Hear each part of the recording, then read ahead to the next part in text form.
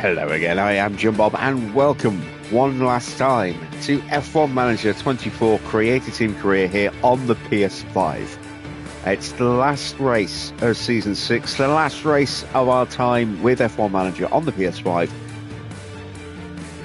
Doesn't mean it's the end of F1 Manager though. We will be switching to the PC series next week, but we have one last race to go. We are off to the Hungaroring circuit in Budapest for the Hungarian Grand Prix.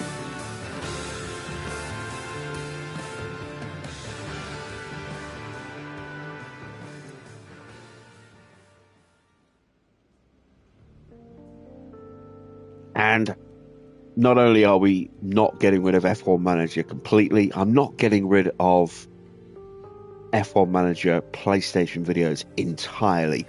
There will still be a little bit of work to come. I'm going to keep working on logos, etc., etc. I'm trying to see where I need to be. There we go, team branding. I am going to continue to work on logo tutorials. So currently, I am working on a Subaru logo. That needs to be finished off. Obviously, the most recent ones we've done are the Jaguar, the DeLorean. We did Puma for a Brazilian car company. TVR is another one that we recently put out. The Chevrolet logo. If I look a bit further down, I'm working on the face of the Jaguar itself for like the Jaguar face logo.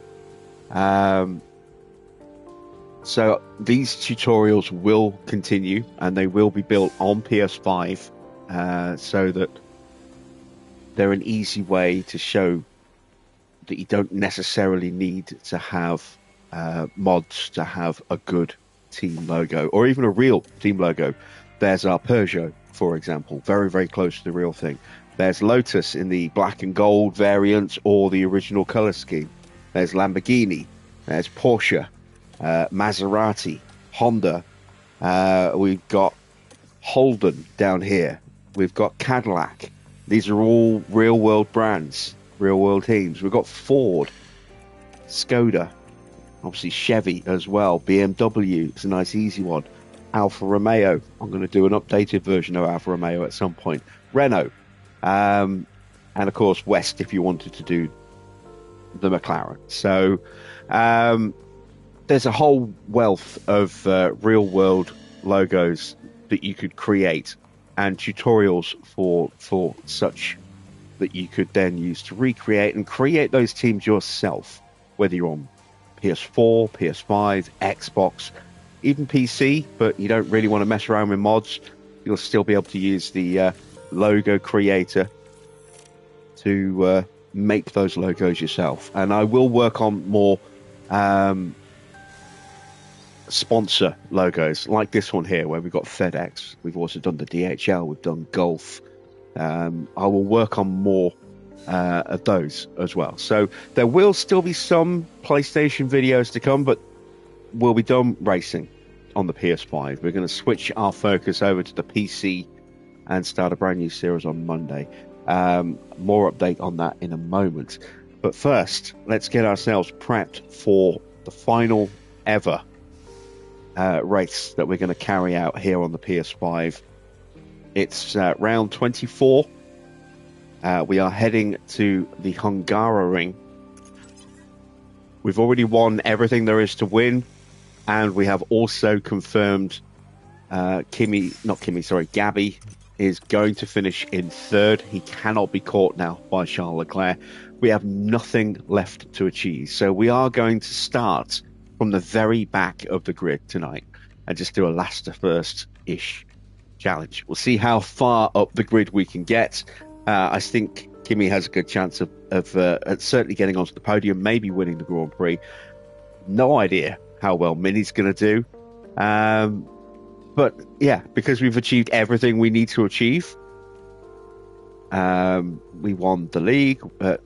We won the Constructors' Championship, the Drivers' Championship. We got Mini in third. We won the Pit Stop Challenge. We are going to have a little bit of fun tonight. So let's set some targets, shall we? 5th is the target for Kimmy. 16th is the target for Minnie. And off we go to Hungary.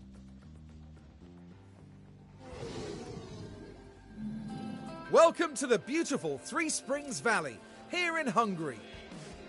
We've arrived at the Hungaroring, located just outside Budapest. It's one of the shortest laps on the F1 calendar. Drivers are forced close together on this track, jostling for position and defending their space to the end. Last round was a dream weekend for race winner Oscar Piastri, the Australian showing his mettle against the best of the best. Ladies and gentlemen, this is Formula One.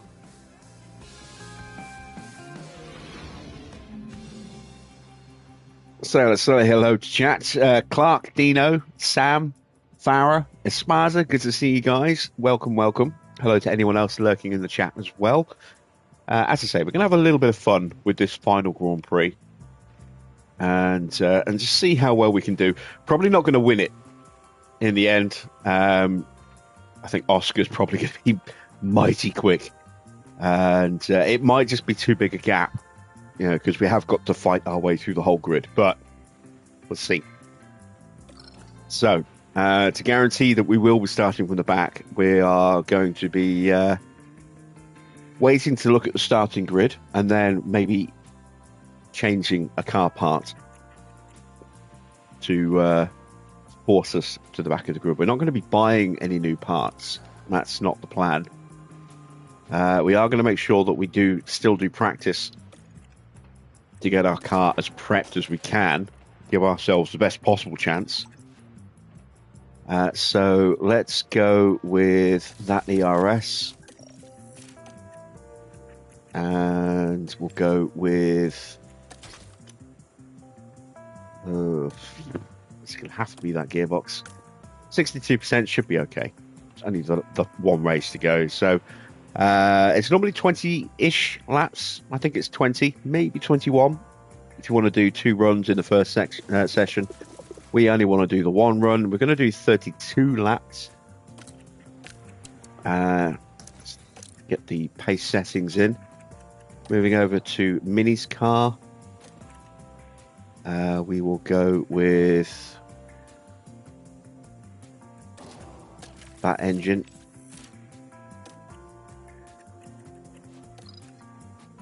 We'll go with that ERS. And we'll leave that gearbox in. We're going to be putting the other gearbox in tonight, seeing as we pay for it. In the end, that's $1 million we didn't have to spend and a penalty we could have avoided. But never mind. It's already been served. So, 32 laps of fuel. There we go. And Hungary is a pretty high downforce circuit, so we're going to start with a 9 on the front, a 14.5 on the rear.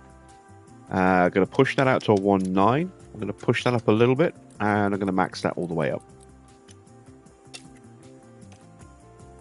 And then for Kimmy, again, we'll mix it up ever so slightly, do something a little bit different.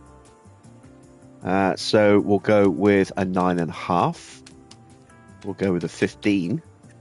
We'll go with a 2.8. We'll go with a 3.1. And we'll push that up just a little bit.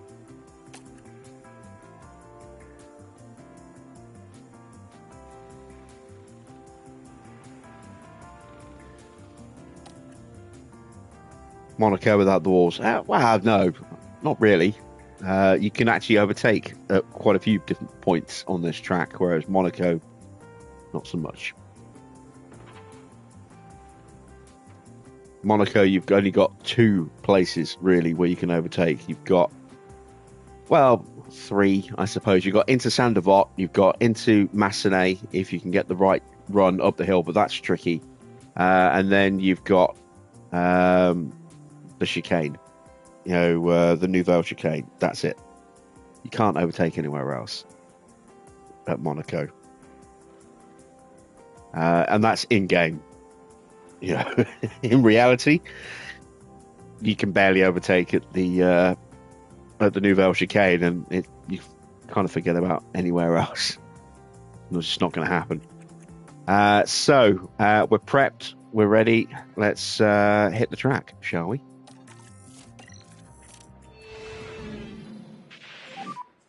Okay, green light. Birch would be a nice addition, but wouldn't necessarily be without its issues.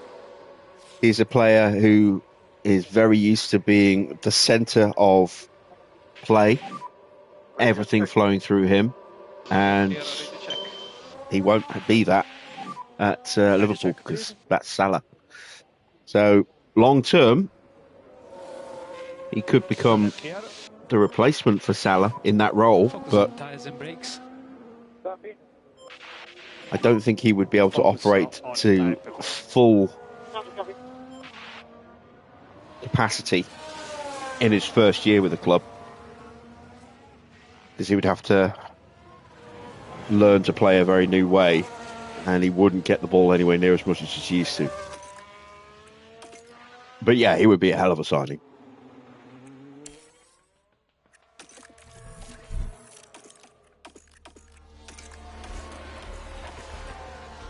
How you doing, Adrian?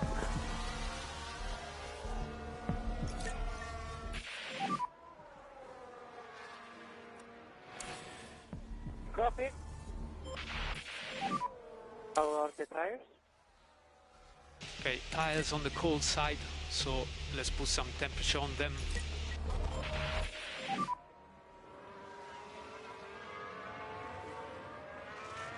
Try to work a bit more on tires and now.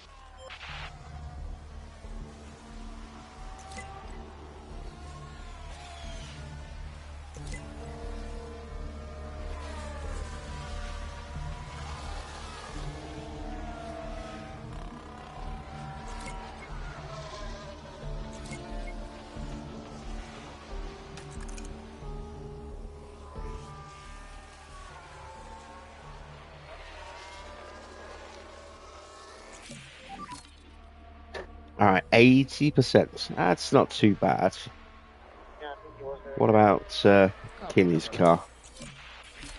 84%. A little bit better.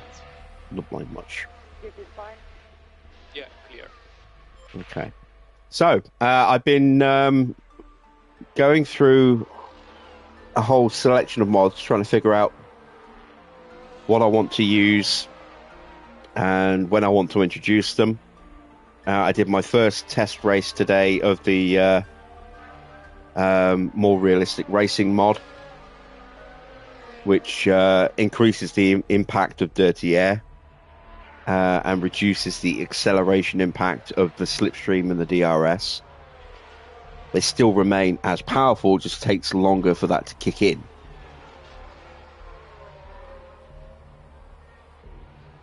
Which makes overtaking harder, and then with the dirty air, it makes it harder to get closer, to actually get in those positions to make the overtakes, and it really potentially overheats your car as well, being in the dirty air. So that could be an interesting challenge. We're not going to be increasing the baseline difficulty from above hard while we do our first season, because I want to see how much of an impact the real racing mod has, and if it doesn't look like it's having enough of an impact, or if it's having a lot of impact, that will then determine when we start to increase the difficulty beyond the capabilities of the game. We are going to start in 2024. We're going to be starting with the custom creator team.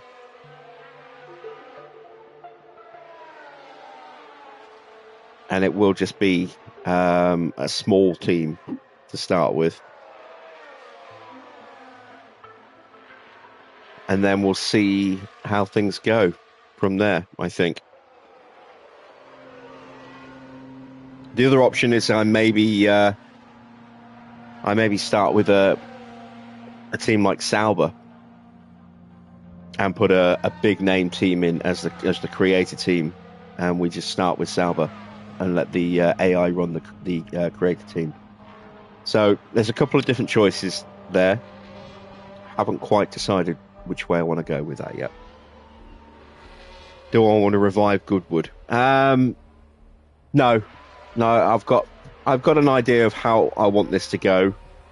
It's just trying to figure out which team I want to start with. Whether I want to start with a really weak creator team, but then if it's bringing in a branded team, they're not going to be that weak. They're going to have some budget behind them. So maybe it's better to just bring them in as a midfield team and take over Sauber.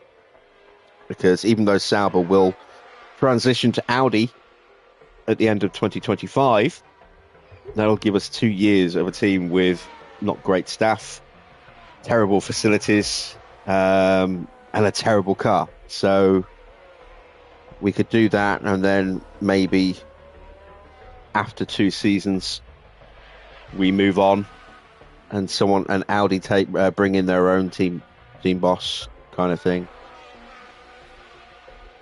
I don't know.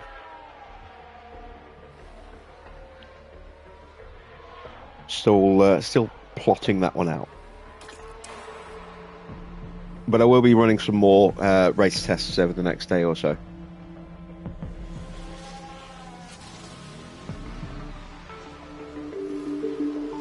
What I also need to do is I ran a race without the Maximal mod installed. Now I want to see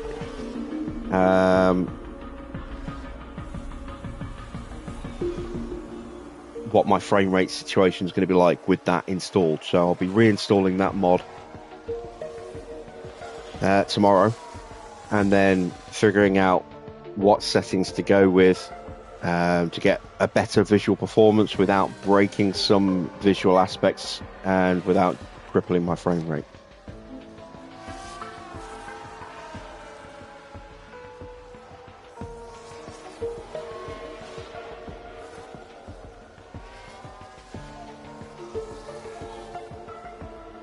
Sauber was hard in 23. Yeah, they were. I mean, the other alternative is that we run as Haas, because Haas isn't great, but they are better than Sauber. So, well, at least their car is better than Sauber. You could argue maybe their drivers are a little better. Magnussen and Hulkenberg compared to Bottas and Zhou. Overall, probably slightly stronger driver lineup as a combined partnership pairing at Haas, but Bottas clearly the best of the 4 drivers.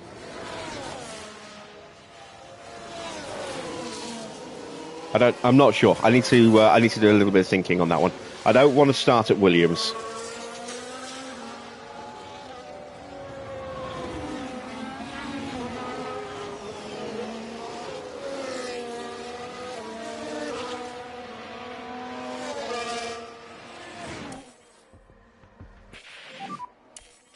On the cold side.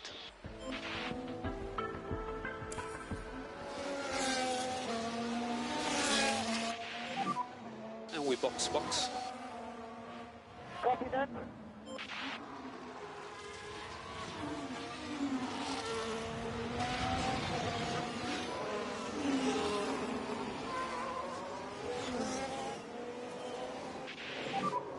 Dead lane.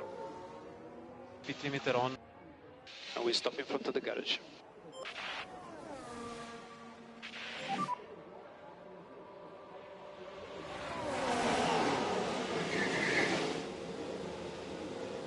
All right, let's take a look. Stop in front of your garage. See what we need to change. We need to change the rear wing. Okay, it could go either way on this, but I'm going to take it down to a 14.5. Actually, no, let's wait. Before we make any changes, let's wait to see how Mini's rear wing looks. See if that gives us a bit more of a clue. His rear wing also needs to change, but that won't go lower than that, I don't think. I mean, it could possibly go to a 14, but I would be amazed if it does. We'll push that one up then. We'll start with this car, seeing as we're here. Traction looks good. Need to change the camber and the toe. Need to maybe find a little bit more on the front wing.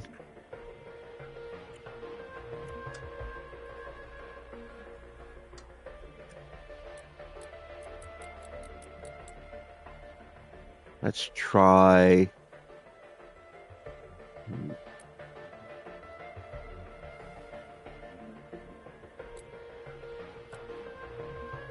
Let's try that. And then for Kimmy, we'll drop that down. Need to find 16%. Push that to a 1.9. Push that way. Bring that down a bit. Push that up a bit.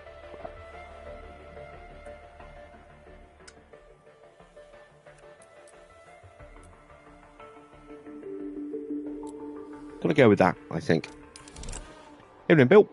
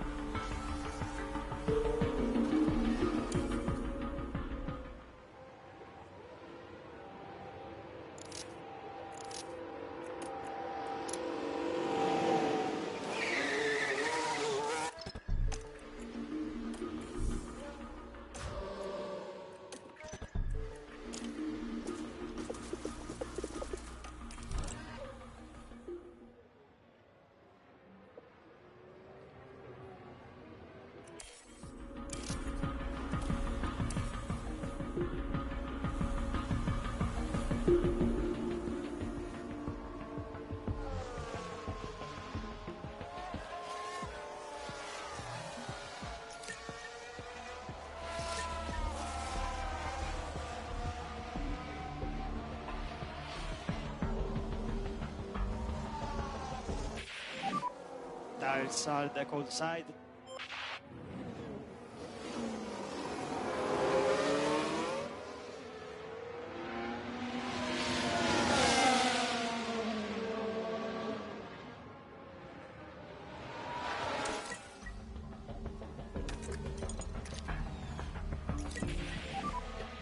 Didn't really mean to send them back out again, but now that I have, we may as well just let them run.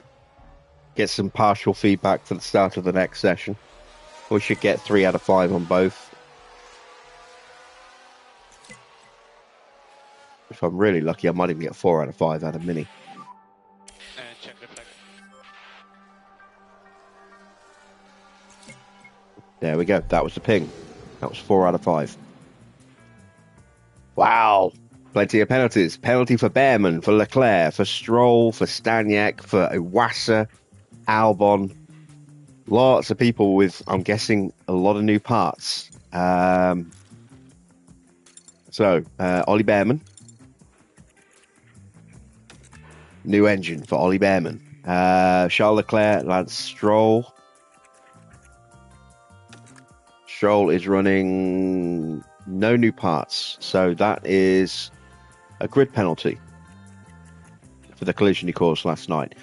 Leclerc is running a whole new powertrain, new engine, new gearbox, and a new ERS as well. Ooh, he could be very quick tonight. Who else? Staniak, Iwasa, Albon as well. So, Staniak running a new ERS. Iwasa, new ERS. Albon, new ERS, new gearbox, and a new powertrain. Wow, it's a brand new car. It really is. Right, let's take a look at that partial feedback, shall we?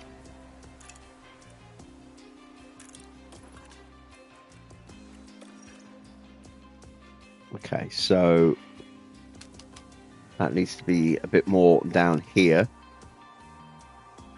which means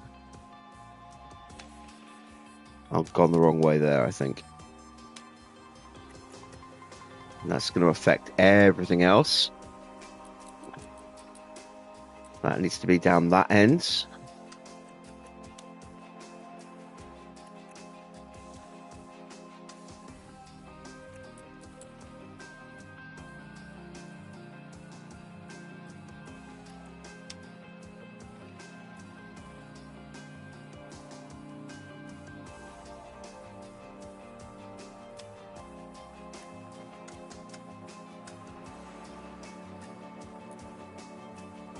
I think we're looking at something like that. Potentially.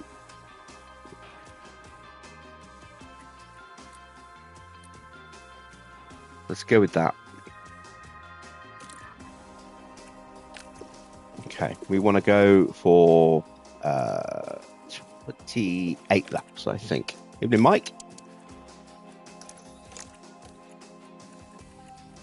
Moving over to this car again, we'll go with 28 laps of fuel. And let's take a look at the 4 out of 5 feedback that we've got.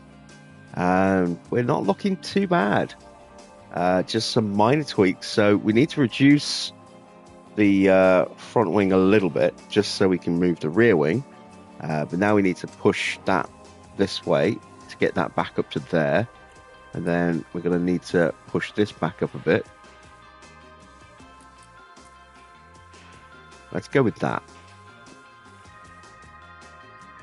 Well, let's see how that works. All right, medium tires. Send them out on those. Green light.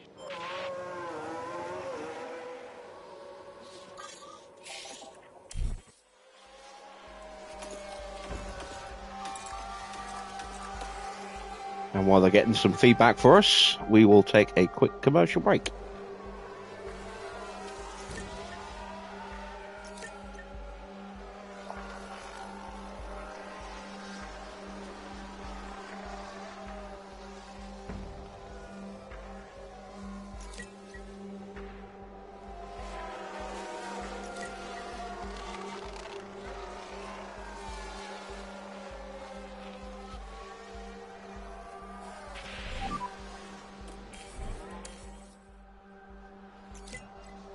All right, Joe has some issues with his car. Is that wear or damage? Oh, engine. So we may yet see another penalty. Joe may end up with a replacement engine.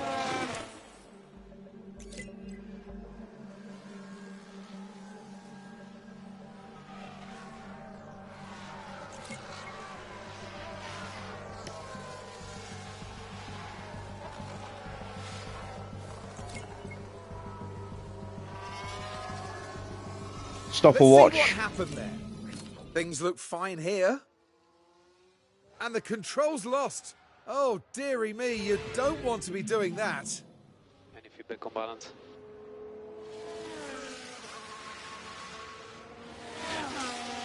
Understood. Okay.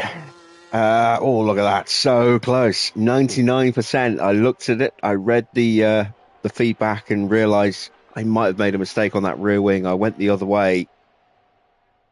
And we got within 1%. I'm so pleased with that.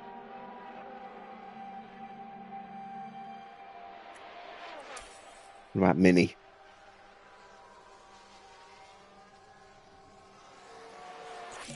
%96%. So we've improved that setup nicely as well.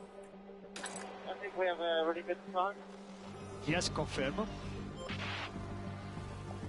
I think we have a really good car as well. Glad we're on the same page.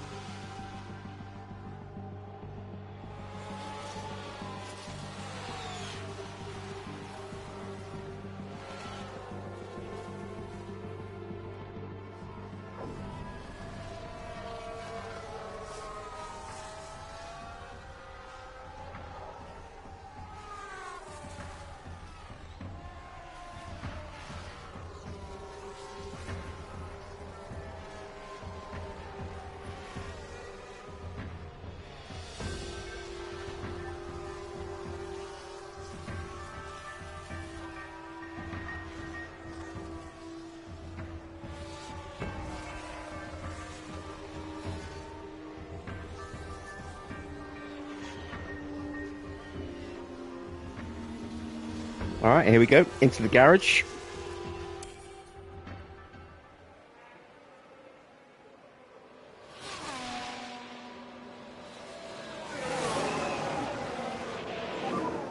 Can stop in your pit stop position. And there's only one way that can go, and that's that way. So that car is now at 100%.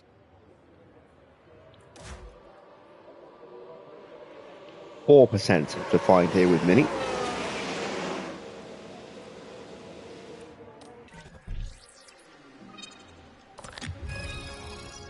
$13K on one of your vids. That's really good. I haven't seen numbers like that on one of mine for a while.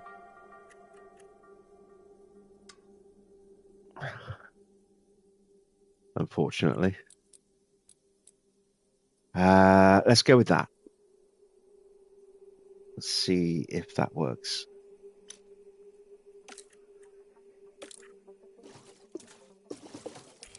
And we'll run that in the next session.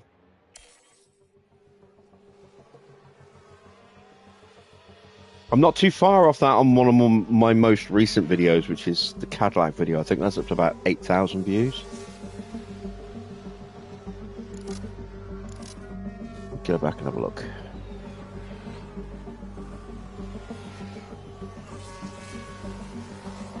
Yeah, 8,500 views on Cadillac. But yeah, most of my videos stay in the triple digits at the moment.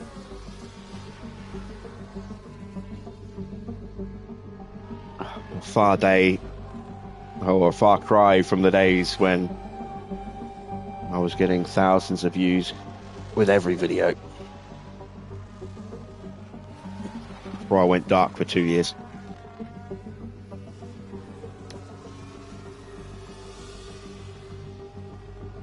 Hopefully we can get back there.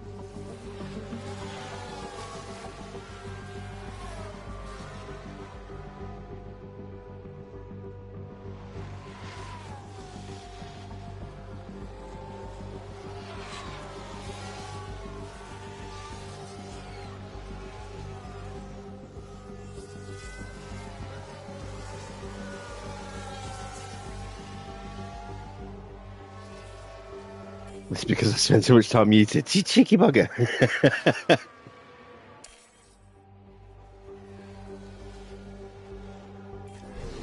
What game is that, Wayne?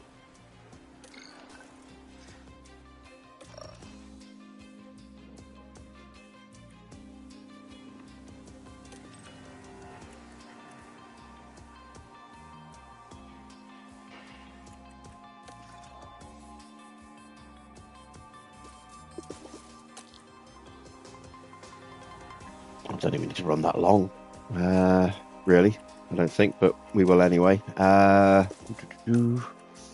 Let's see. I think I might run softs on this one.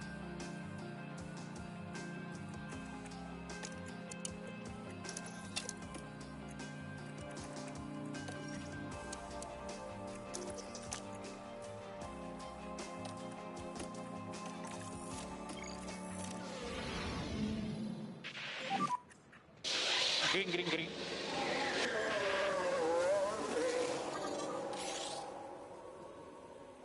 There we go. Heading back out for our final practice session.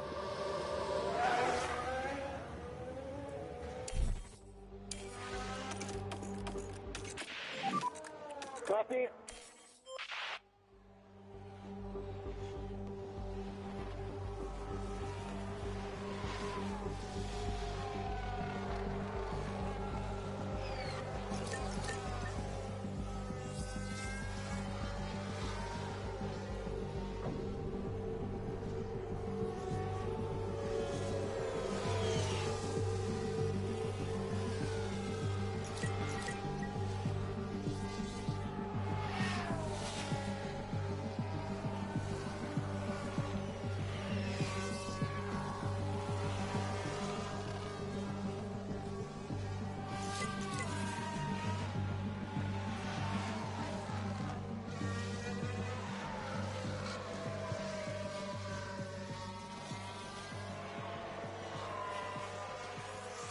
Well, I asked. I asked him what the game was. He hasn't told me yet.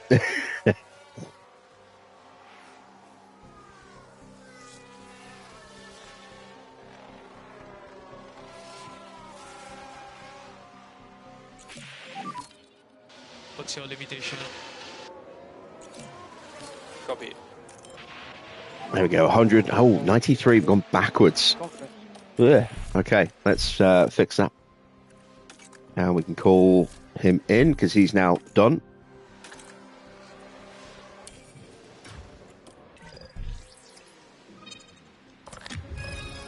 Oh, but I do. Not so I can steal your audience. I'm curious.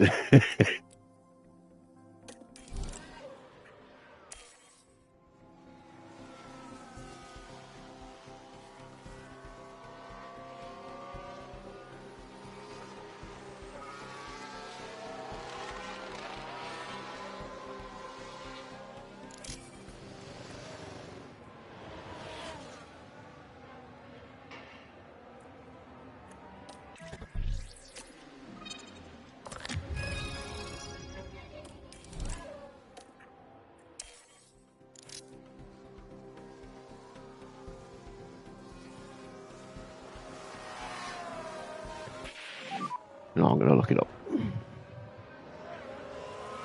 Yeah, copy.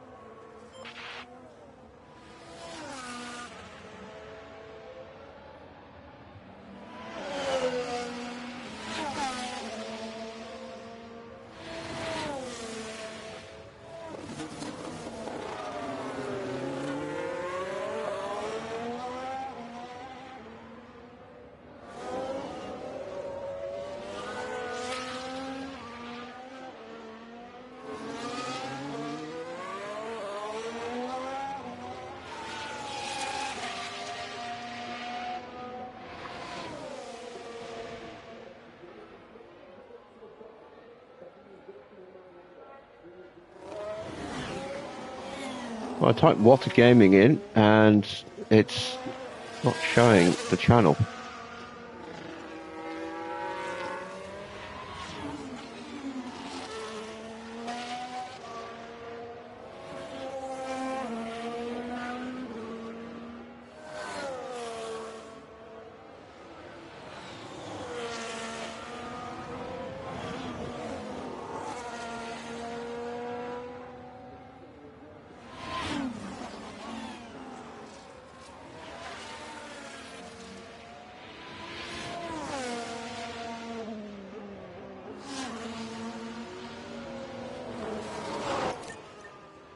Oh, Fernbus Gaming.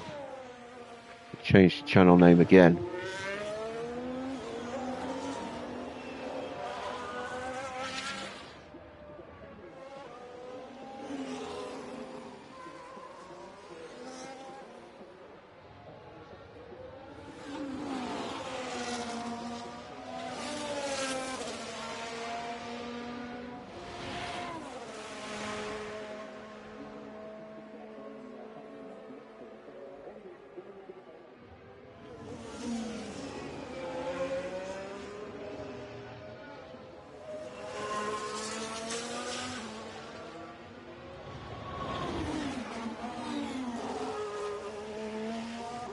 Oh, yeah. I saw that game actually on the store last night. I was looking. How bad is it? Because I think it got like a 1-star rating on the store.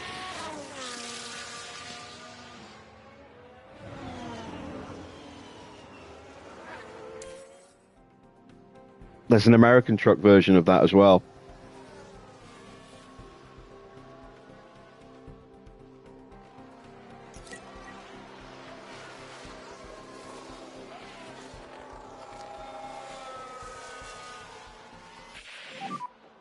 VSC, VSC.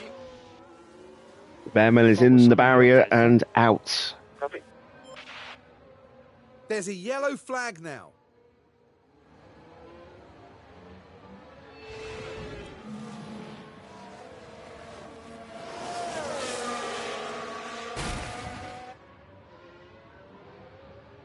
I'm out. You changed your name more than that. I mean, the first time, yeah, you got hacked. Just like that. And then you the went hopes to of the team Wayne start to dwindle. something, Wayne Numbers. And then you went back to Mr. Water, and then you became Water Gaming, as well as creating Wally for Sure as a second channel, or a second profile. And now you're Fernbus Gaming. So, yeah, you've gone through a lot of names.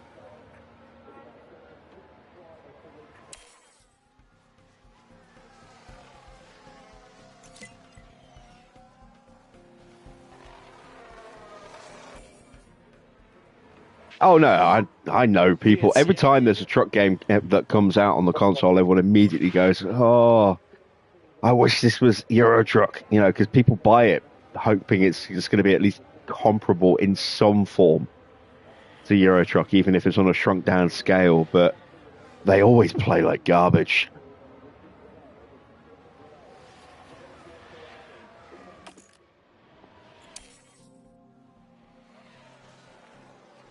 And there's so many of them now as well. And they're all terrible.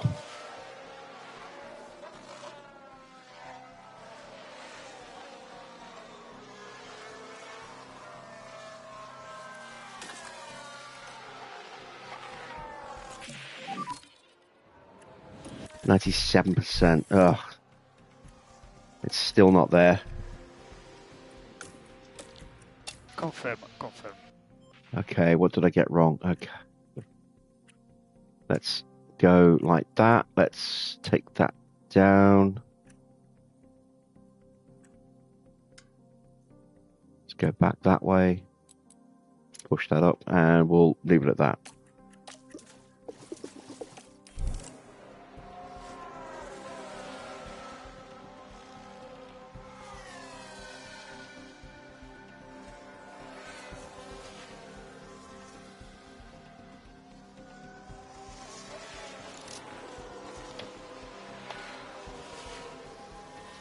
All right, practice is done. We just need to run out the clock, and then we're ready for qualifying. So while we're waiting, let's run a quick advert.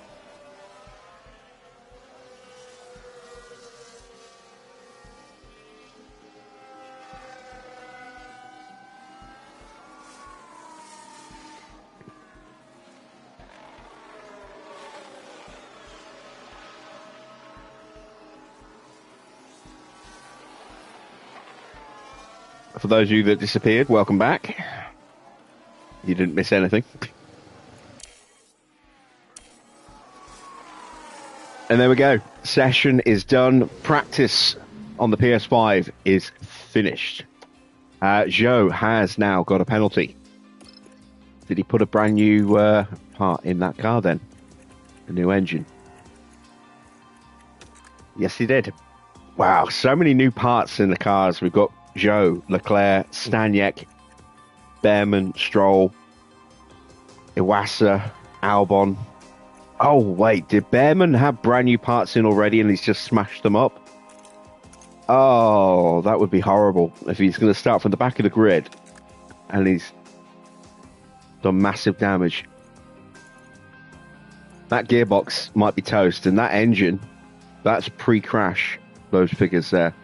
That ARS might be garbage and not replaced. That gearbox will almost certainly have been destroyed by that. And that engine that was brand new this weekend is potentially going to be down a fair bit as well. We will have to keep an eye on what Behrman's car looks like in qualifying.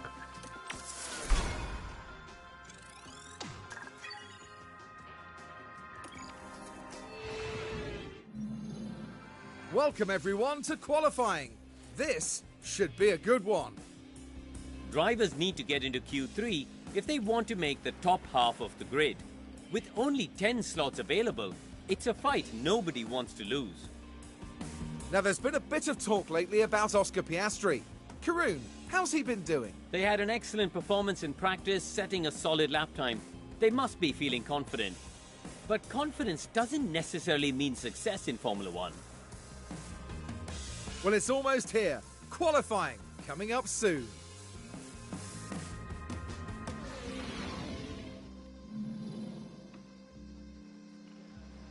Right. Time to put the good bits, or the best bits we've got, into the cars.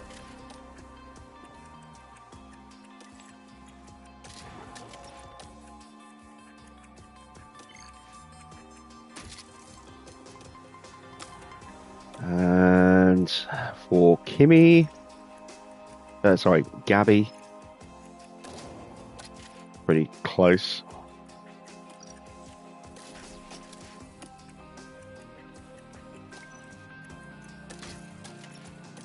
There we go.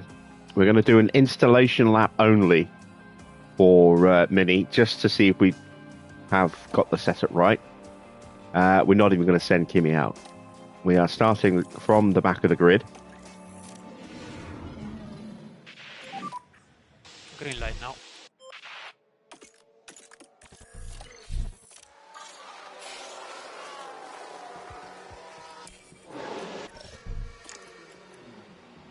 And there we go, 100%. Excellent.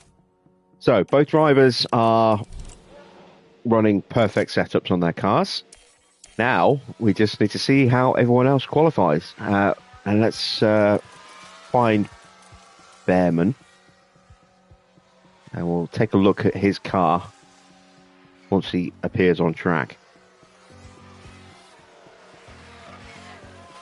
Will all the penalties not bump me up unless I start from the pit lane? They will, but I will make changes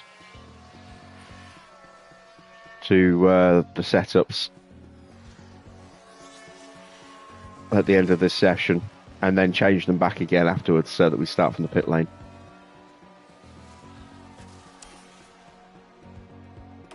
Okay, so car condition is not what we want. We want this. There we go. Ollie Behrman. Ollie Behrman. We poked the bear and oh my word, look at that engine. That lost 50%. Oh man, that was a brand new engine this weekend and it's already trashed. And the gearbox and the ERS were both destroyed. So he's got brand new gearbox and ERS as well. Oh man. Oh, that sucks. He was going to have to start near the back of the grid, if not at the back of the grid. Now he's definitely starting at the back of the grid, and the car's powertrain is trashed. Oh, poor Behrman. Hit him, Victor.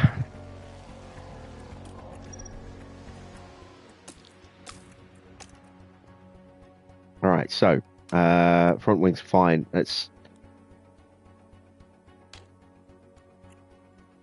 Oh, we haven't sent him out yet. That's why. Send him out and call him back in. There we go. So we'll change the rear wing. That'll break Park Ferme.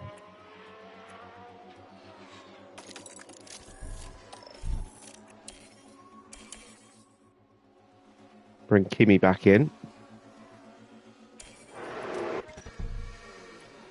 And break his Park Ferme.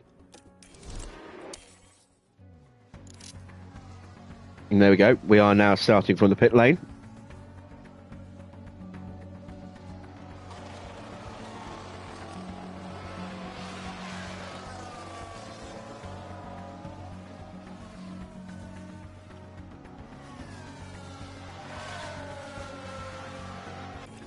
I'm either going to get behind the wheel and drive.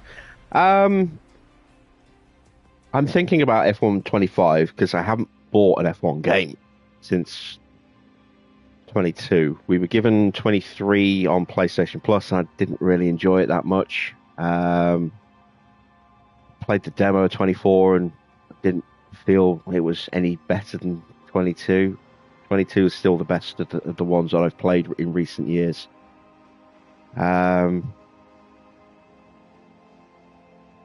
Maybe I'll get 25, but I want to leave it out. I want to wait till it's been out for a little while first. A, so it comes down in price. B, I want to see how well it reviews, how bad the bugs are, and how quickly they start to get fixed, and get some feedback after it's been out for a while on what the handling model's like, because they keep making all these wild promises about, oh, it's going to be the best handling model ever, and it always seems to be terrible. So, yeah, maybe.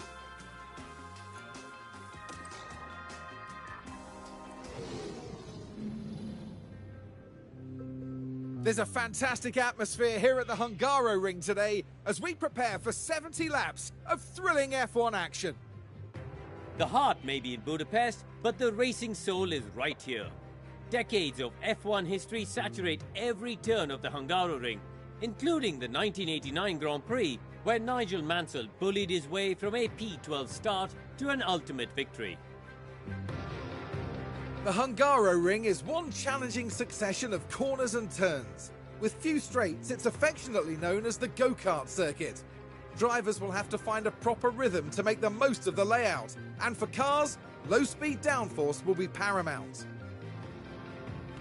The excitement is building, there's electricity in the air, but there's no surprise in that. It's race day.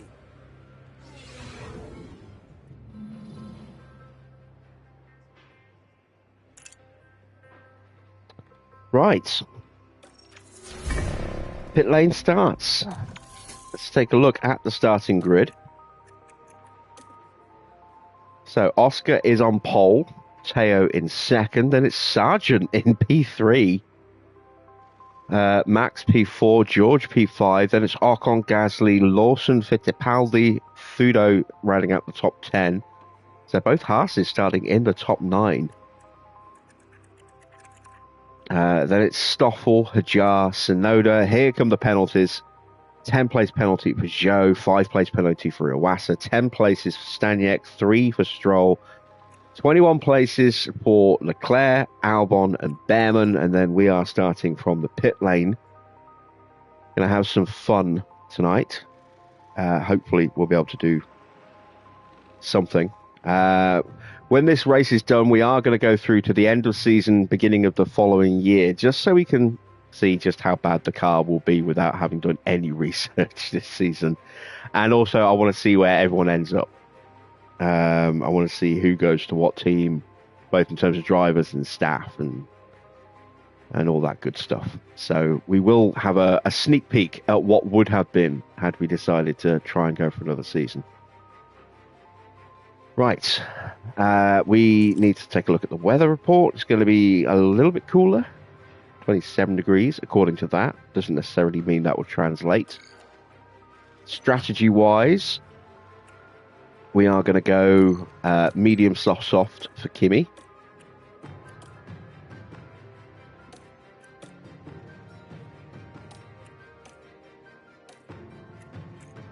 There we go.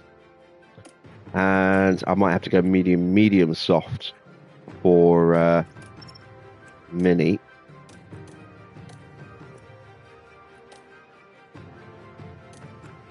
Yeah. There we go. We're going to take... Probably going to get a safety car of some kind, be it full or virtual. So I'm going to take 2 laps of fuel out. We're not going to push anything at the start. There we go. We're going to change the setups back. There we go.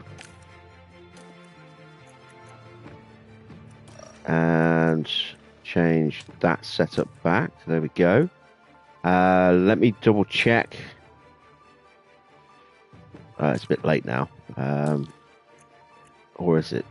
No, I can change everything. So they're on the same chassis, front wing, rear wing, side pod, underfloor, suspension. Excellent.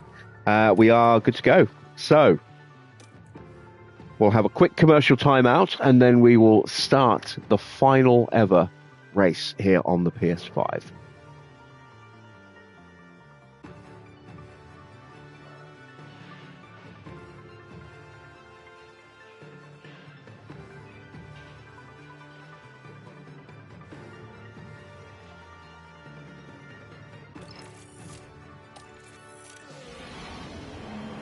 The anticipation is really building here. The fans in attendance are absolutely buzzing with excitement.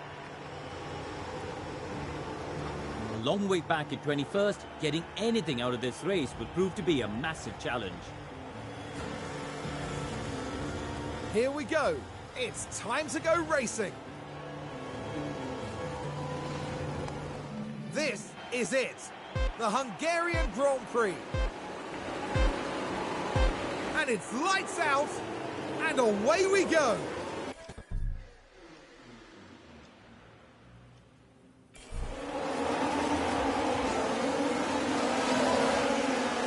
Sargent gets past Porsche at the start.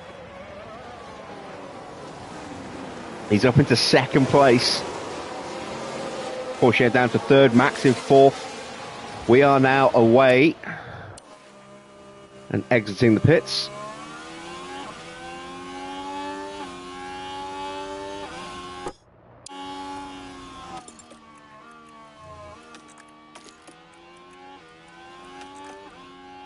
Let's not trip over each other. We're also going to turn off the battle assist because we're not going to be battling.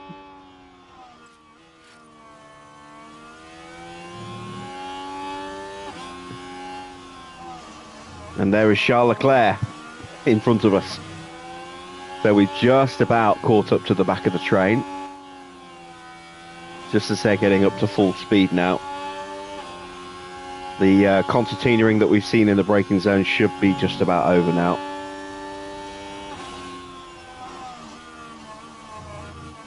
Mini having a sneaky little look there.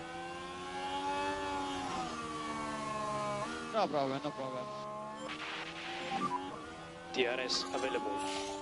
Sargent has the fastest lap.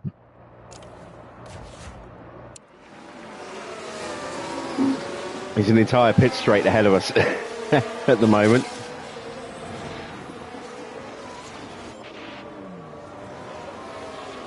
Could this be Logan's run? Could he actually win this race? No. I think it's probably the immediate answer on everyone's lips there, but hell, a podium would be an amazing feat.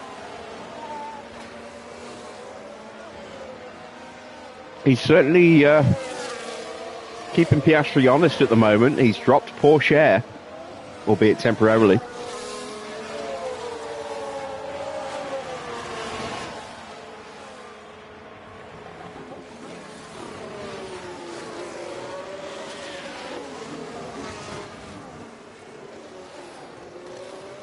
We are slowly eking that little bit closer to the back of Leclerc.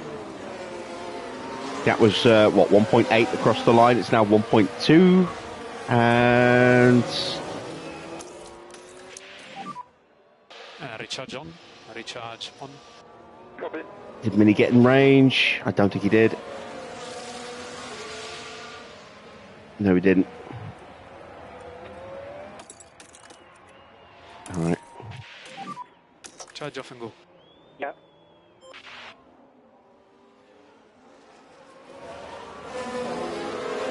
Give Mini a little bit more pace.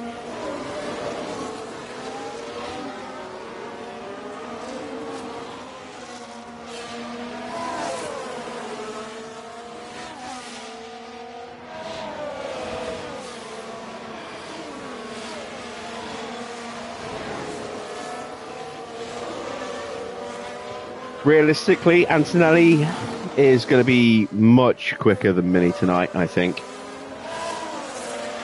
He's much better at everything for the most part, so I expect Antonelli to move through the order much more easily than Mini does. If I can get Mini into 10th, that will be mission accomplished. If I can get Antonelli onto the podium, that will be mission accomplished. They are the main targets for tonight, and then anything else above that is a very nice little bonus. And that's assuming we get no safety cars, and then it's just straight running. Overtake button. Copy.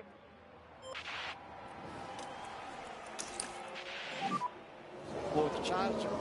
Yeah, copy.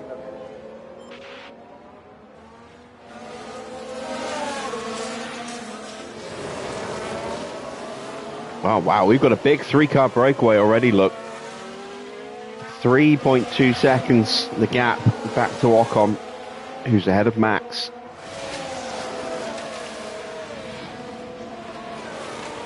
It looks like Piastri might be starting to push to break away from Logan Sargent.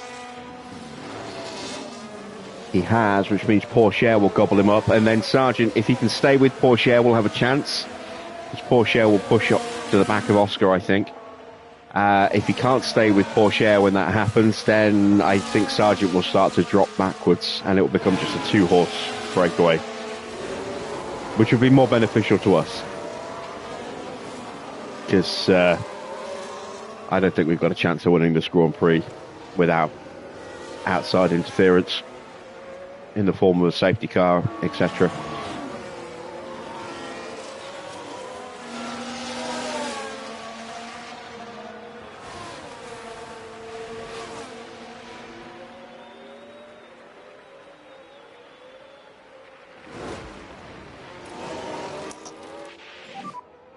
Use overtake. All right, there we go. Antonelli is through.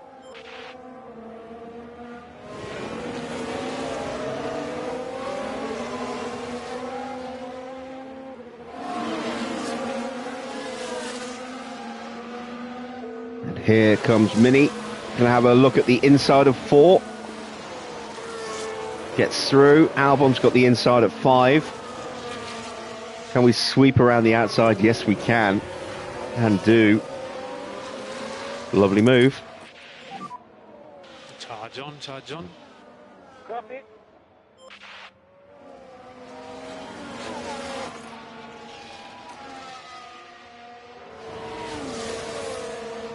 Once again, Mini is not getting the full confidence boost.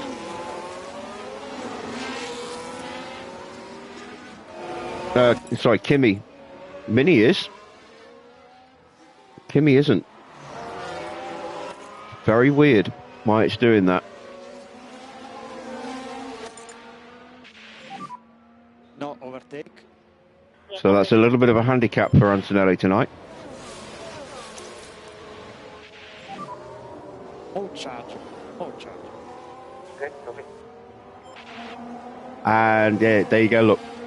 Sargent has dropped down into 3rd place. He did tag the fastest lap, but he's now been dropped and he will fall back into the clutches of the cars behind. Max has dropped down to 6th. Russell's got in front of him. Ocon has pulled away from the pair of them. He's going hunting after Logan.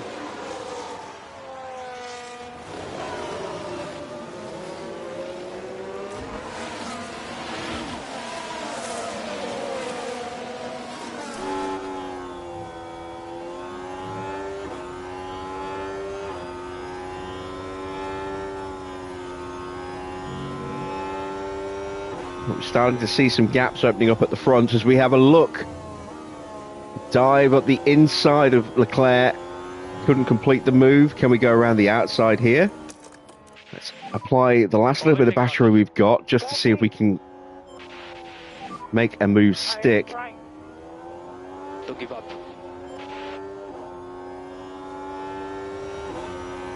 No is the answer. Maybe we can get a move done on the exit of 1.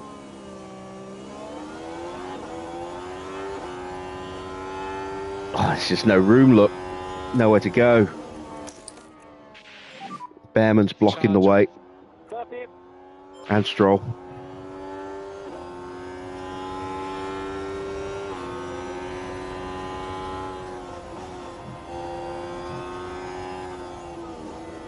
Leclerc gets through.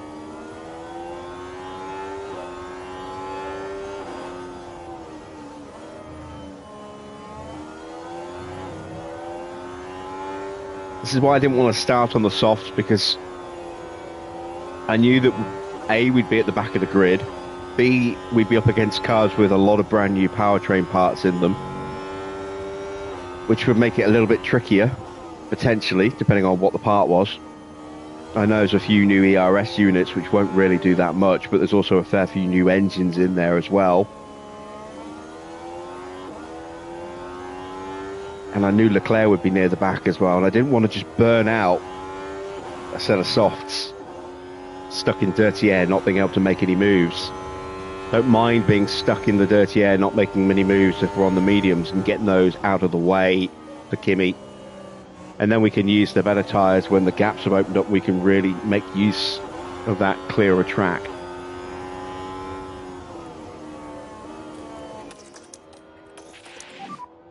Let's do a little bit of fuel saving, a little bit of tyre saving as well. We need more liftoff. Copy. And remind to protect the front. Okay, copy that, copy. And there we go. Get past Behrman.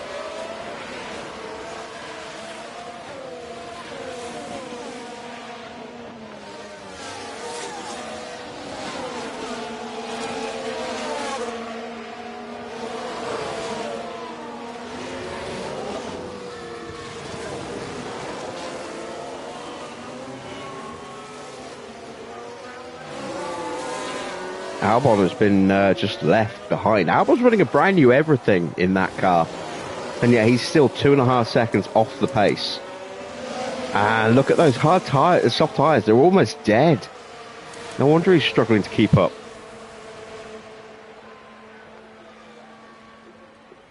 That's crazy. And his tyres are that bad after just 8 laps.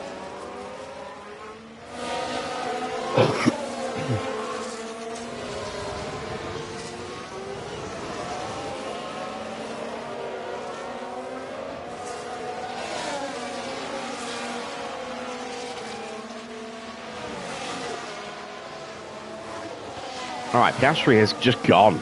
It's 4.5, 5 seconds now, clear of Porsche. So Piastri's won this Grand Prix, it would seem. Yeah, what's going on with Teo? Where's Teo's pace right now?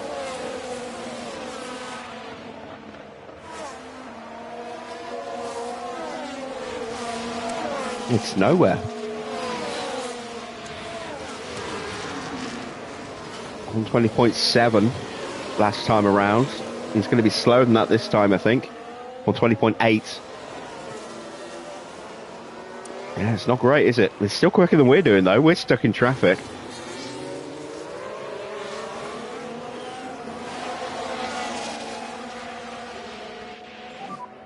No DRS for him. Can I copy that?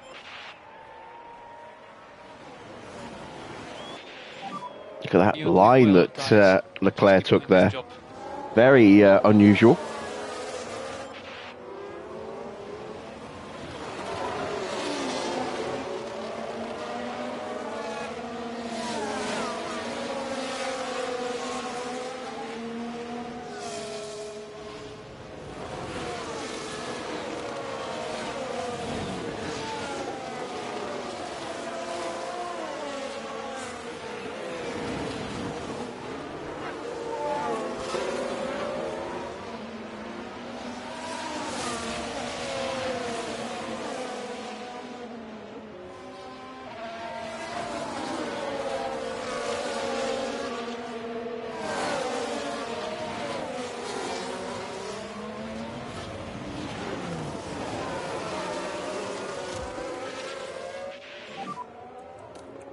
All right, time to push forward again. Yeah, keep doing your best. Faster, please. Overtake, volevo. Okay. Overtake button. Copy. We'll get up the inside of Behrman into turn 1. There we go. And then we'll complete the move on the exit. We'll pass Lance Stroll. We're going to go around the outside of Leclerc, maybe? Maybe. Oh, into the grass. Just about kept the position. That nearly got quite bad. Behind. Porsche has started closing back up again. Is Piastri going slow? Oh, he's just staying in the 120s at the moment. Porsche has picked his pace back up. Ocon's still pushing hard in the 118s. Difference in approach you can see between Porsche Ocon and then Sargent and Verstappen. They're looking after their softs a bit more. New fastest lap of the Grand Prix for Teo, 117.8. To put that in perspective, we're doing 121s, or we did last lap. Let's see what we do this time. As Mini has got through on Leclerc as well. This was Kimi getting the move done. And then Mini saw the opportunity and followed through on the inside. Lovely stuff. So we absolutely stuck it to Charles there. Yeah, copy. And now we're going to make 2 more places here with Kimi.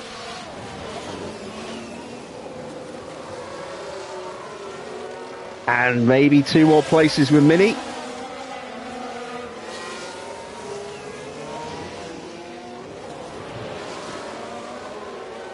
What a fantastic little sequence there. Beautiful stuff. Both drivers up 3 places in the space of 2 corners. 3 corners, something like that. That's really good. Really good. Recharge on. Recharge on. Copy. So 15th and 16th, and that has freed us up. We did 120.6, 119.9 last time around. Still massively slow compared to the guys at the front. Or at least Porsche has slowed down a bit now. But Piastri in the 119 zeros. And Yuki's into the pits. We've already had our first pit stop. That was Albon. He is away off the back at the moment. Went on to a set of hard tyres at the end of last lap by the look of it. No overtake now.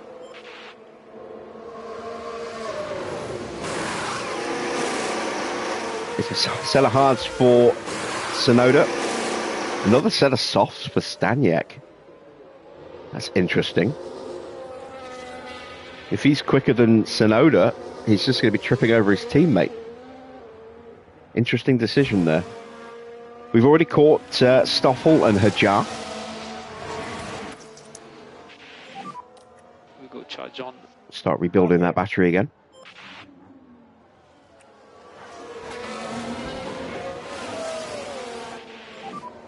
How are tires? Tire status. Okay to run. Good. Full charge. Full charge. And Piastri's got that gap back up to 5 seconds again. Sargent's dropped to 4th, but he's still ahead of Max. Still keeping Max at bay. There's 2 more cars diving to the pits, and it's the 2 Haas drivers. Oh, they're nose to tail. Fittipaldi's going to have to sit and wait, and if it's a bad stop for Lawson, it's going to be a terrible stop for Fittipaldi.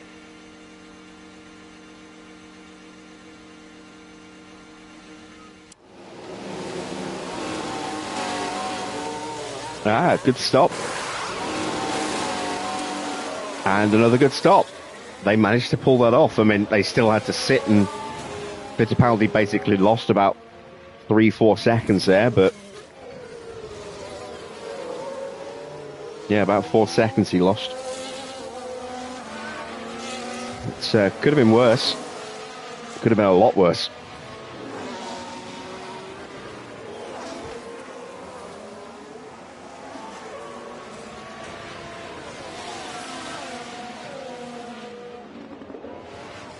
And Leclerc is through now and closing back in on us while we're stuck behind these 2.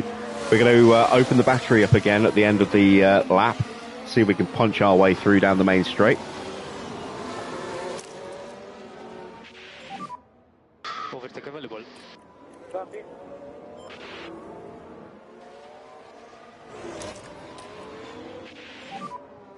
Overtake available. I also want to try and get past these 2 before Leclerc gets the DRS. Having to fight that slipstream. Copy that. Look at Mini rocketing through because he did have the slipstream. And Mini gets hung out to dry by Kimi there. Who has a look at the inside of Stoffel, but Stoffel shuts that down. So, back into harvest we go. On charge.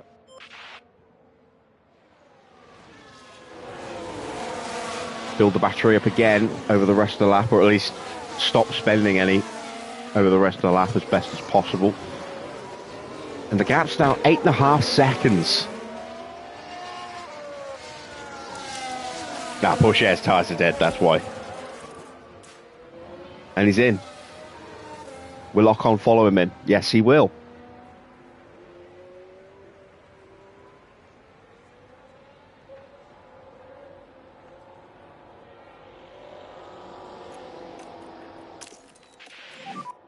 One click overtake now. Not a bad stop for McLaren there. Don't know if it's going to be good enough for them to get any points today, but you never know. So medium tyres have gone on for Pourchaire. He gets out just in front of his teammate and ahead of us. Annoyingly. Kind of hoping we might maybe jump him. We have cleared Stoffel, but we're still stuck behind behind Hajar. Recharge on. Maybe not.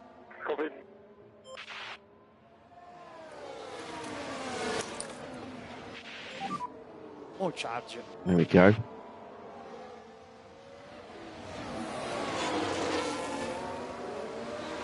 Lovely little overtake there for Kimi.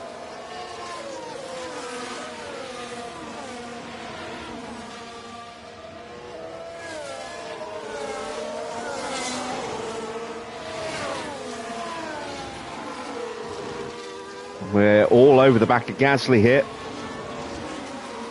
And we get through. And we need charge on. Fuji drives into the pits. No overtake. And so does Isaac Ajar. That's going to potentially deny Mini DRS, which is a bit of a shame.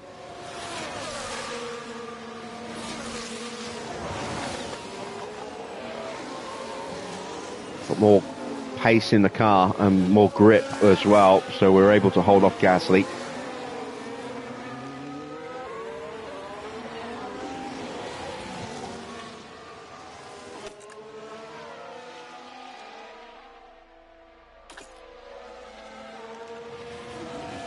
Hajar comes out in 20th. Leclerc's stopped as well. He's out in 19th. That gives us an idea of where we're going to come out when we stop.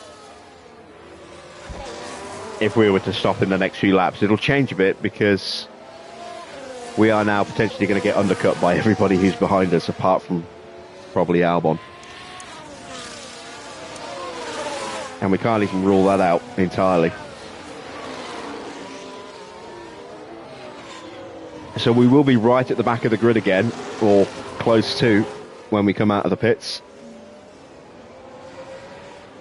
But I think we might be looking at some 3 stops from the AI tonight.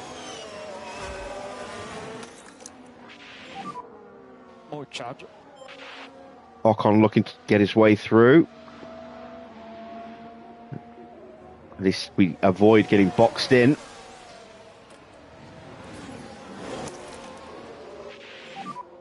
More charge. Through we go. Behrman into the pits. New fastest lap for Charles Leclerc on 17.6.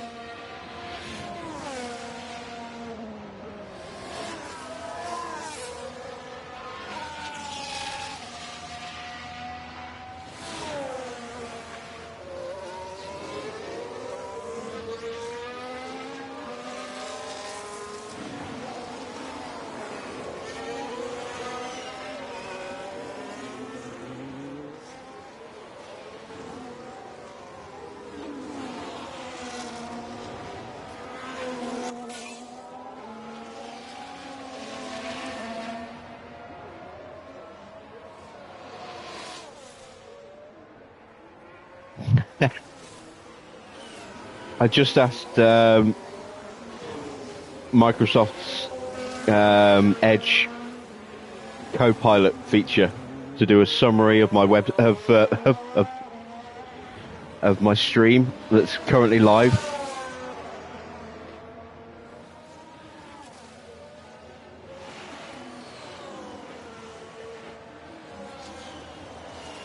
And this is what I got. Let me paste it into the chat. That's too many characters. Keep focus on our race.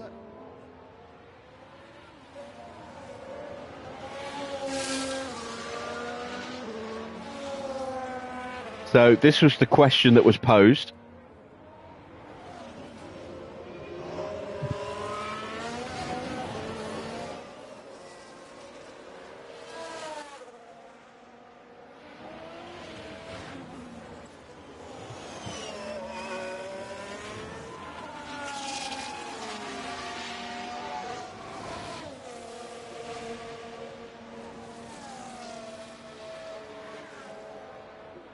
I'm going to have to split the response up because it's too many characters. This was the first part of the response, and this was the second part's too many as well.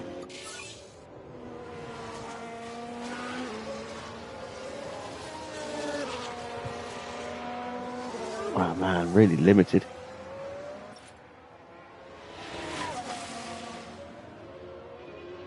Oh dear, a crash! There's been a crash! Oh, what's happened?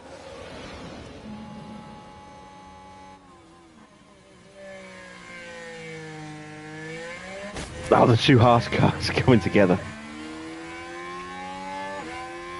Sloppy work.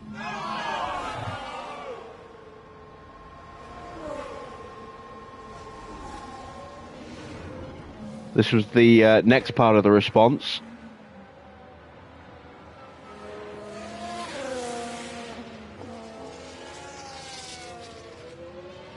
Jesus, it's really, really fussy. I'm going to have to split this up into multiple chunks. There we go. That's what Copilot said about this live stream. And then I said, what can you tell me about the channel?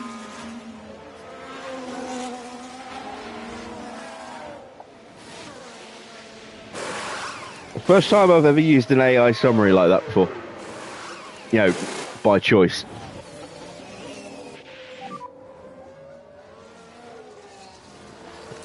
Max into the pits, as is Logan Sargent. Sargent is out on a set of mediums. Max is on a set of hards, and is going to get jumped by Fuji. Maybe by Lawson. Nope, gets out in front of Lawson. Looks like it was a racing incident between the two Haas drivers, and I don't see any obvious signs of damage to either car. Not sure about whether they took any hits on the tyres. And there's Charles Leclerc. He is only 10 seconds behind us, which gives you an idea of the undercut that he's pulled out so far. We aren't due to stop for another... There's no tires. 7 laps for Kimi. A little bit sooner. 5 laps or so for Mini. Joe's into the pits.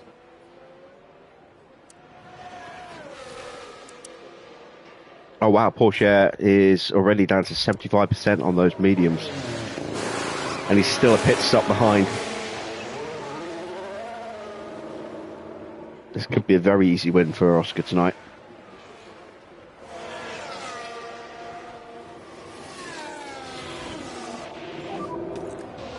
Everything can happen in this race. So, 2.16. That's not quite their best. 2.14 is their best so far this season. Not even close for Gasly. But even that there isn't good enough to get into the top 10.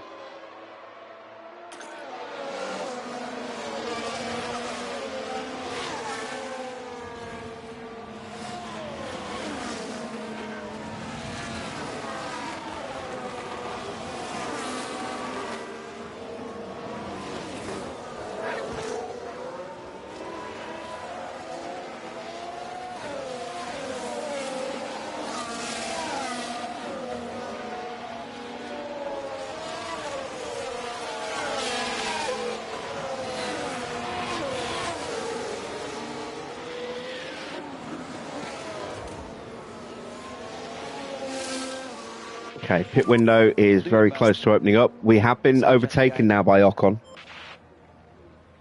Sonoda has got through, but we've got some DRS that will help defend against Sargent and Fuji, both of whom have stopped. And so are much fresher tyres than us. And the gap between our two drivers has ballooned to 7 seconds.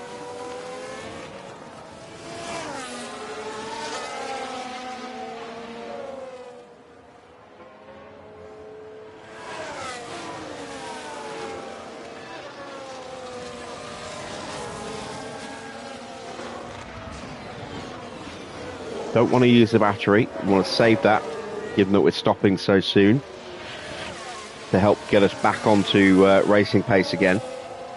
But let's see. It's going to take a good 20 odd seconds, maybe a little bit longer around here for a pit stop, maybe 22, 24 seconds. Not entirely sure. But going on the assumption that it's 20 seconds, we are going to come out maybe in front of Stroll. Maybe not even in front of Stroll.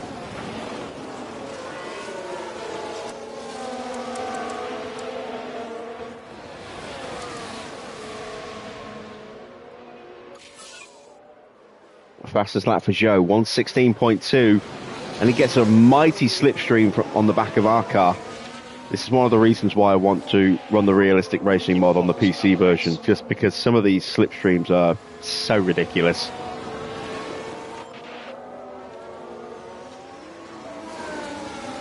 I'm amazed we only lost one position into turn one there.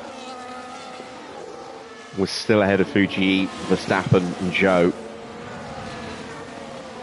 And our pace is definitely suffering a little bit. 120.3 effectively last time around. That's over half a second slower than Antonelli.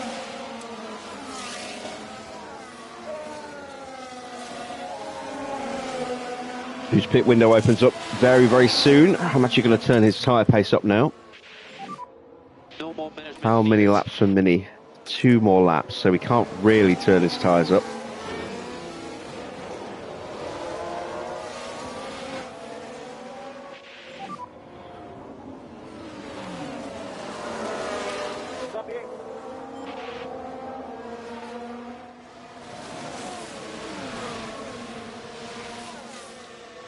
Well, Joe's definitely going to nail us.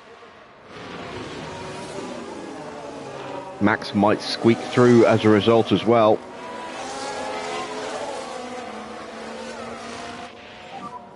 I don't know. No, we keep Max behind us. Do your best, man. Let's hit the confidence level a little bit, but he's still ahead of baseline level, which is nice. Antonelli is at baseline level, and Oscar's into the pits. So, he's 21 seconds ahead of Porsche. This will give us an indication of how much time you lose on a pit stop. Oh, that was a very good stop.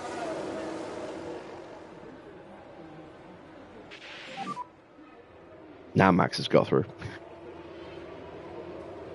Keep focus on your race now.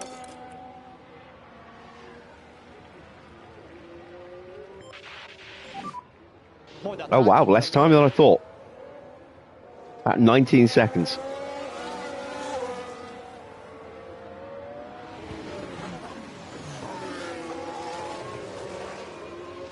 So, Antonelli is good to get out in front of Mini. But everyone else will get through. Wait, how is Max so far ahead of us already? Oh, no way. It's because we hadn't crossed the line and the lead had changed. That's why. That's more like it. So, Antonelli will come out No problem, no problem. behind Leclerc, somewhere around about Iwasa. Hopefully slightly ahead.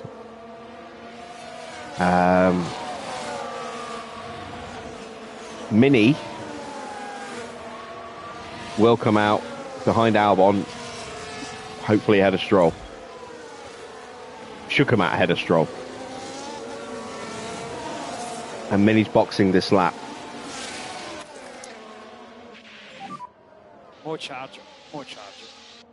Okay, copy.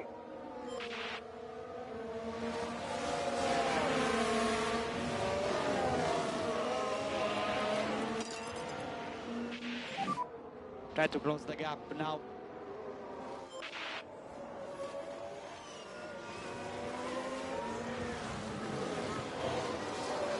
Oh crap, I didn't box him. Whoops. Okay, let's confirm the pit stop for the next lap then. I've got to turn those tyres right down now. Ah, dear, oh dear. And the box. I'm a little distracted tonight. Nothing to play for. So,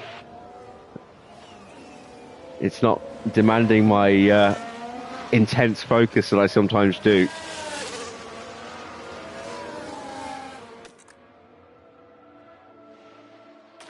I reckon we can hammer the tyres now, and we'll box Out on tires. at the end of the next lap. There we go. Box, box. Box.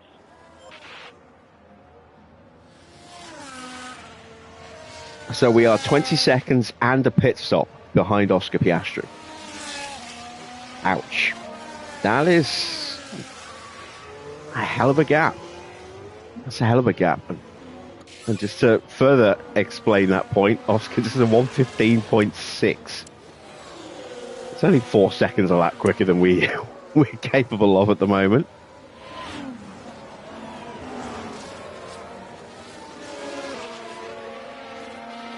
Where has this Oscar been?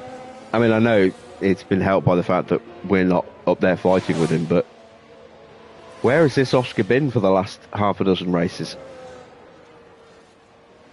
Well, the last half of the season, really.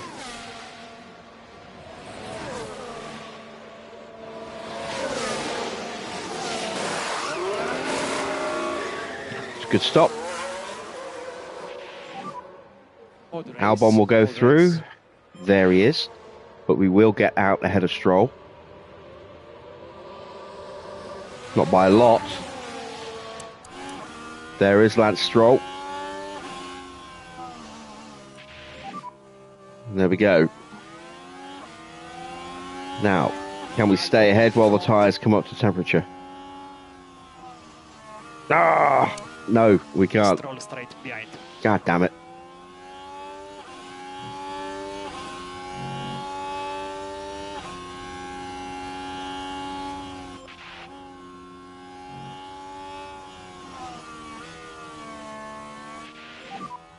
I'm in the pit. It's a good chance Mini might get lapped tonight. It's just as despondent as that might seem, there's a possibility.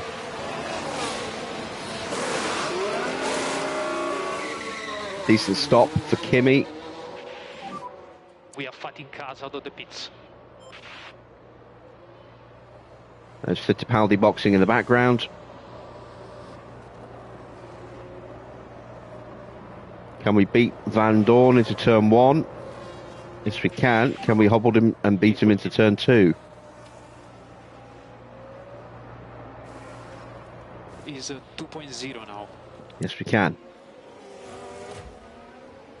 Alright, what's the gap? 3 seconds. Really?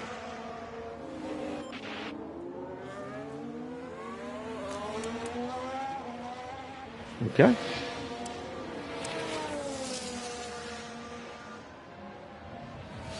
Just to give you an idea of how far behind we are, there's Oscar. There's Mini. So I said it's not impossible he might get lapped tonight. Oscar's just on it tonight.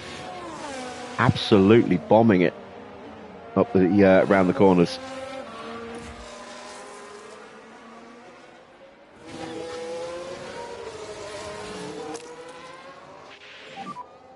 overtake available. Right. Leclerc's in again for his second stop. And he's going to stop again. Those mediums will not do 41 laps.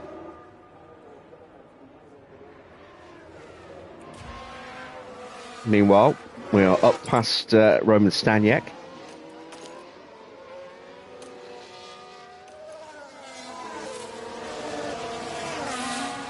Going after George Russell. We come out right behind Charles Leclerc. We've closed right up to Lance Stroll.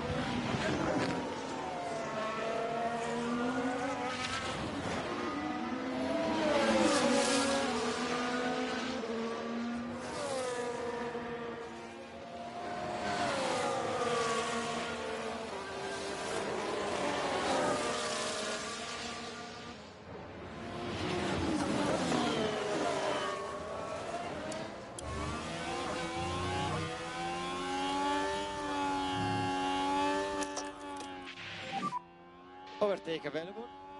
Copy. Put a little bit of pressure on now. Tires on target. Antonelli's through on Russell. Don't know if I got close enough to get the DRS off the jar. No, I didn't.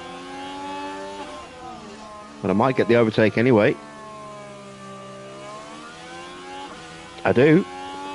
Lovely stuff. We'll turn battle assist on now, just to defend. Overtake available. Oh, here we go. Past the pair of them.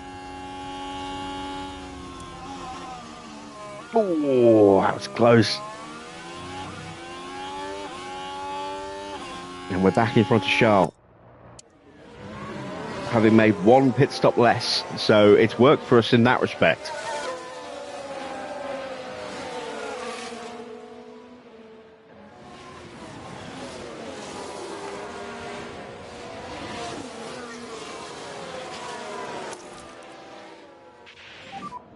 Mode charge. Copy. Okay, mode charge. Mode charge.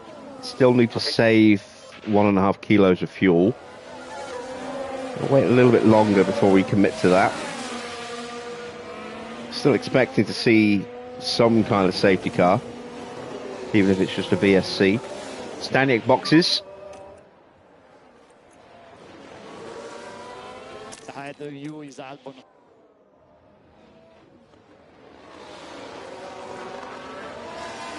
Car behind Leclerc. And through we go. So we've got a 5.5 second gap to Iwasa. And Leclerc follows us through. Oh, Piastri's just got a fault. Well, yeah, right. It certainly looks like they've developed a fault. Does it? Does it really? Let's have a look, shall we? Engine. Oh, wow. How has he been that good with a car that is not in great shape? It's terrifying. He's 15 seconds clear of Teo.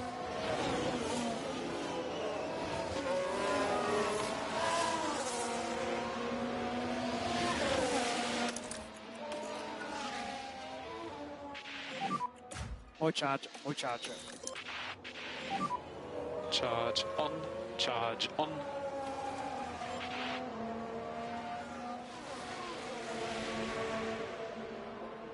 So this is where the gap between Antonelli and Mini is going to just explode. Now that Antonelli's already onto the softs. I don't know. I cannot believe this. I mean, it had already got quite big towards the end of the last stint, but now that Mini's having to run another set of mediums, and Antonelli can run softs to the end, that gap is going to just balloon.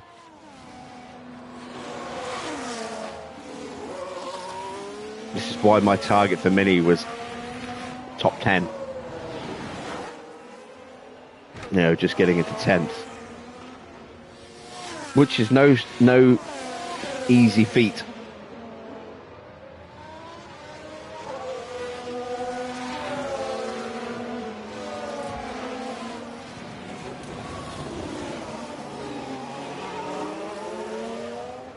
Leclerc's been slowed down by Iwasa, which is helping us.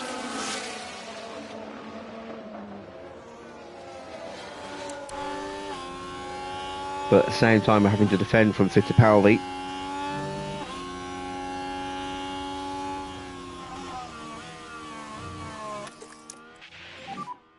More charge. Behrman into the pits again. That's one more car clearing out of the way.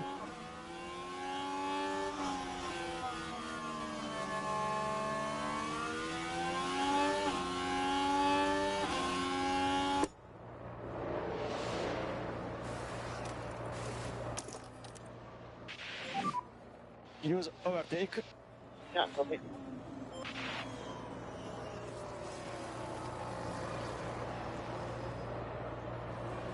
We'll go around the outside of Iwasa.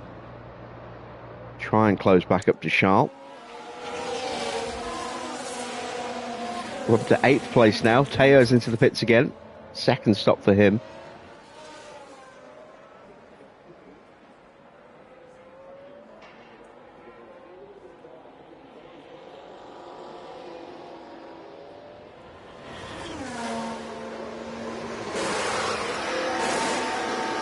Instead of soft, so he's stopping again.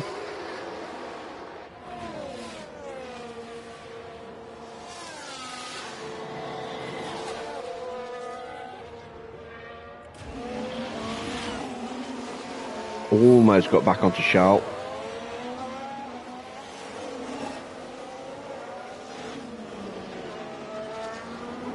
I think I just missed the DRS.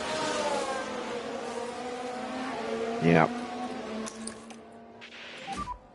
Okay, more charge, more charge. Right, so Porsche is in front of us, but has stopped twice. And the way he's been burning through his tyres, he might be stopping around the same time, if not slightly ahead of us.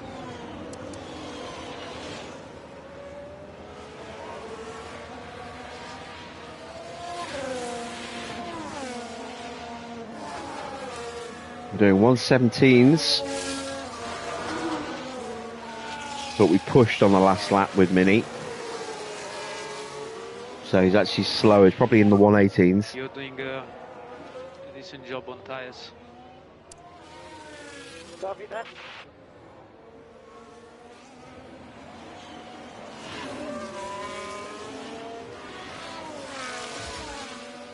Logan in the top 6 at the moment, about to move up into 5th as he goes past Yuki Tsunoda. Porsche is going to try and follow him through. Oh, yeah, nearly a collision there.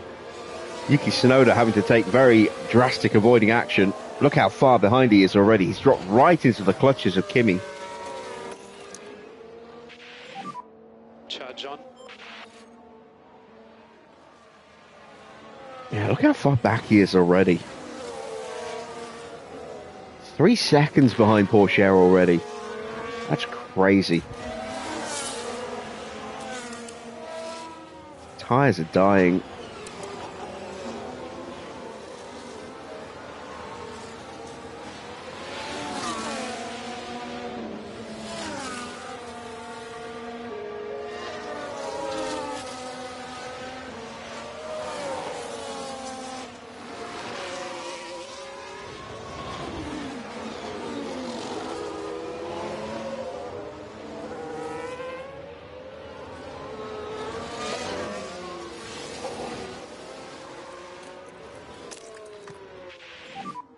Overtake available.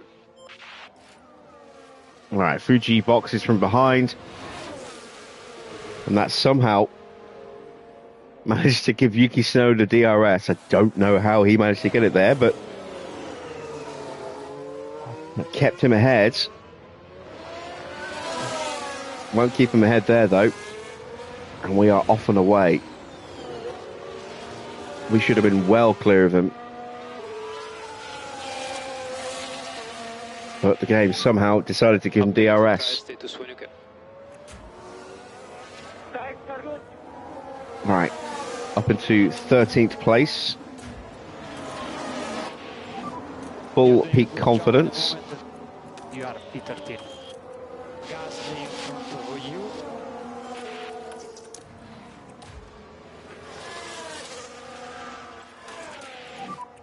Mode charge. Mode charge. We leave it to you.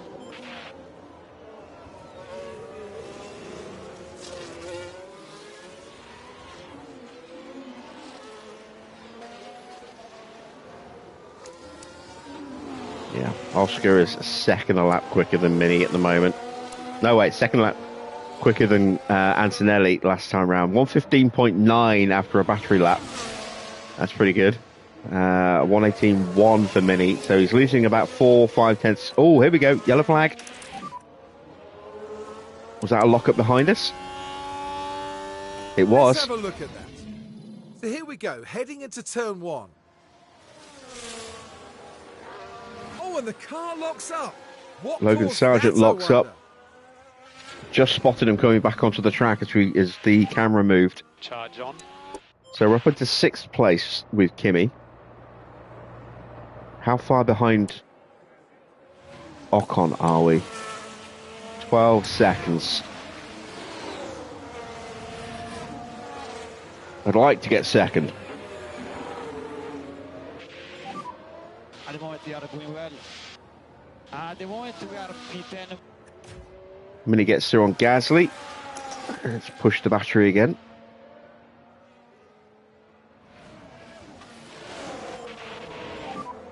And overtake available.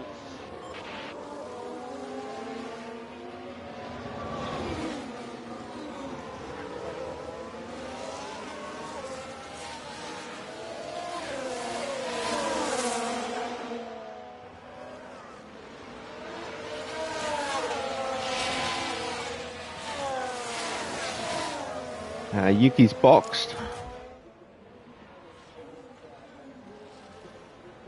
He's got a set of hards. That might take him to the end.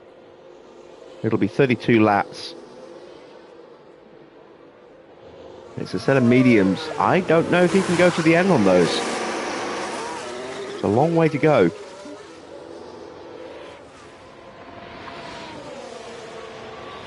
He will come out behind Mini. Gasly, Fittipaldi and Fuji all go through as well. He's going to come out just in front of his teammate. There is Roman Staniek.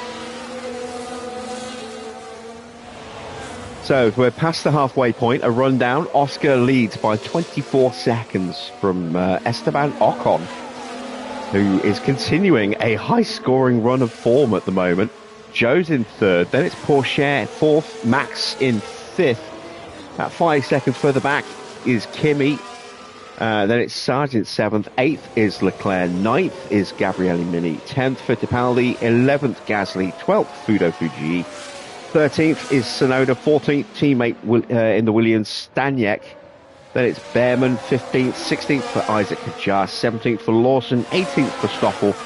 19th for George Russell, who's got some damage on his car. No overtake now. Let's take a little look. That's underfloor. He's got some underfloor damage as George. Iwasa is 20th, Albon 21st, Lance Stroll is last. And we are out of battery with Mini. You need the mode. Into charge. top up we go.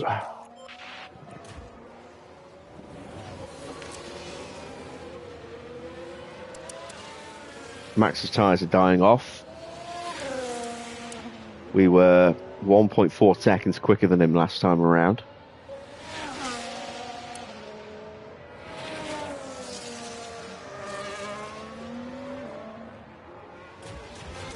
Hey, well, I am impressed with the sudden burst of form that we're seeing out of Ocon in these last couple of races.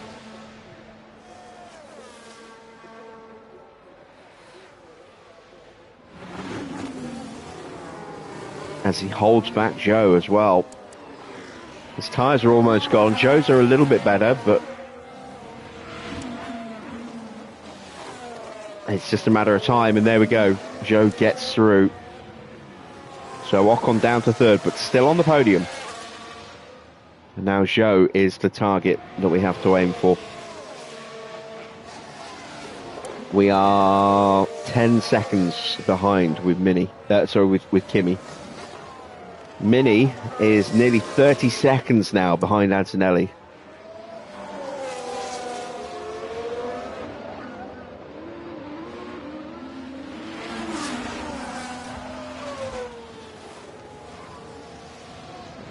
Oscar is lapping cars. He's lapped Albon, he's lapped Stroll.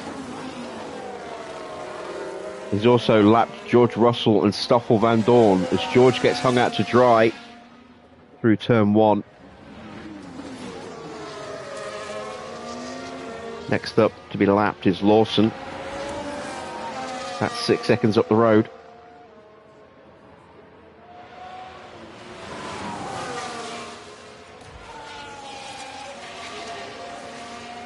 And Pourchaire has caught and passed Ocon now. Those tyres really starting to give up. It's going to be in the next lap or two.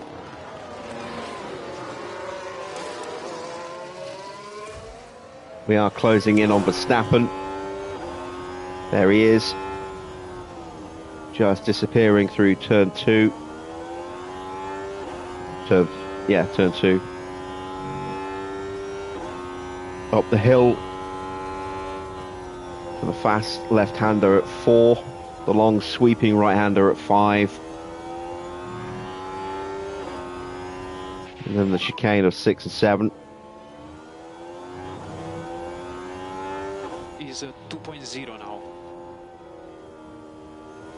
The race is long. Keep focus.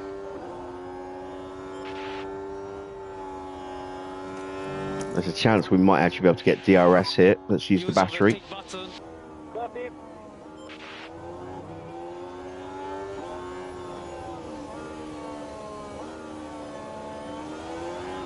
There we go. We're in the DRS. And we're going to go absolutely flying past him here.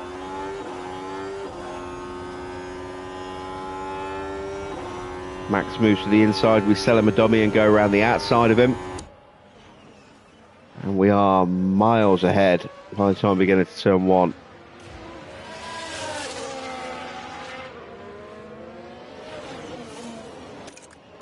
And Kimi has hit peak confidence. Finally. Charge on.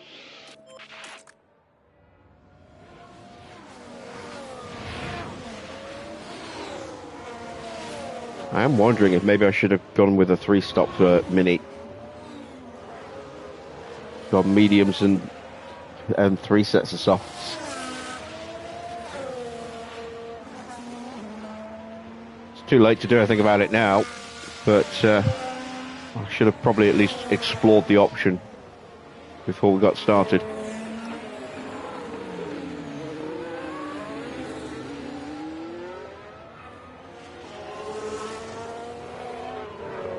Despite the track temperature being 42.2 degrees, tyre temps have been pretty well behaved as Ocon finally peels off into the pits. So for his final stop, what tyres has he got?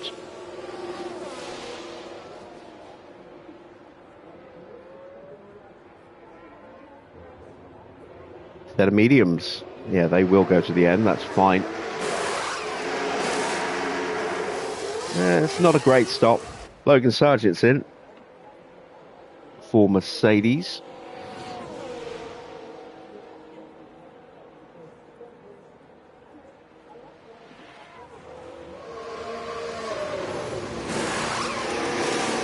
Bad stop. Could have been a lot worse. But it was not a clean stop. A little bit of a delay there. His teammate and Fittipaldi have just gone through. He'll get out just in front of Roman Staniek. There he is.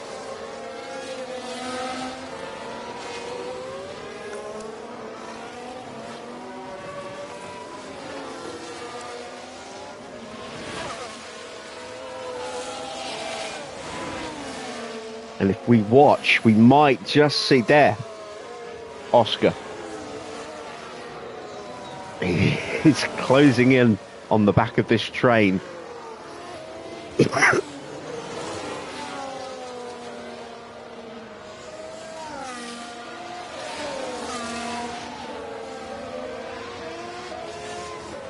We're going to stay on Sargent for a moment.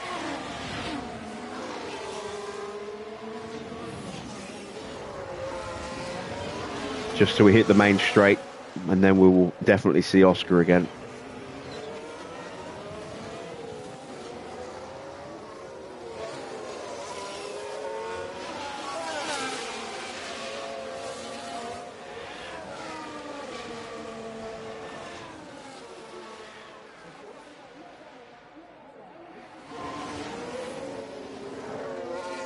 No, maybe not. Thought we would see him. Didn't give me the right camera angle.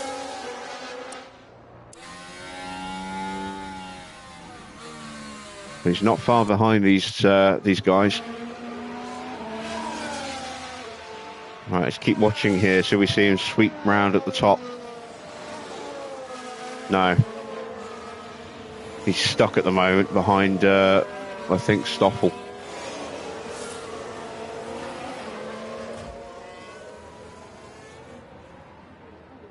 All right, works for me. Fudo has caught the back of Mini. Still got a little way to go until we need to box him. Tires update. Leclerc is into the pits. This should be his final stop of the day.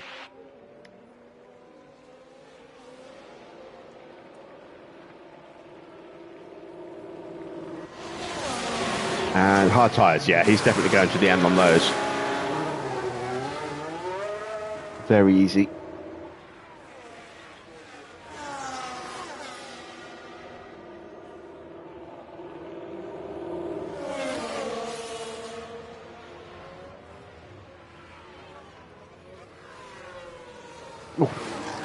Little avoiding action there from Roman Staniek.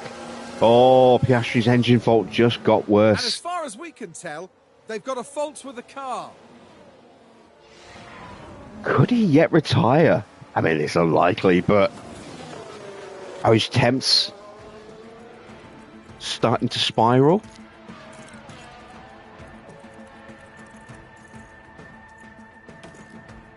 (102 degrees). It's not that hot. It's about the same as ours. That's pretty fine. Could be very interesting to see if he doesn't make it.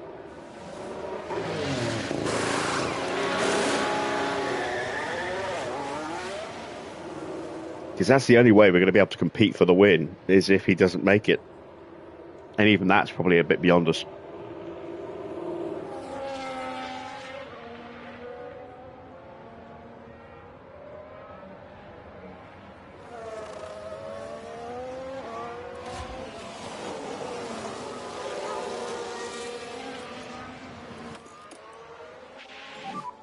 Fudo trying to punch through.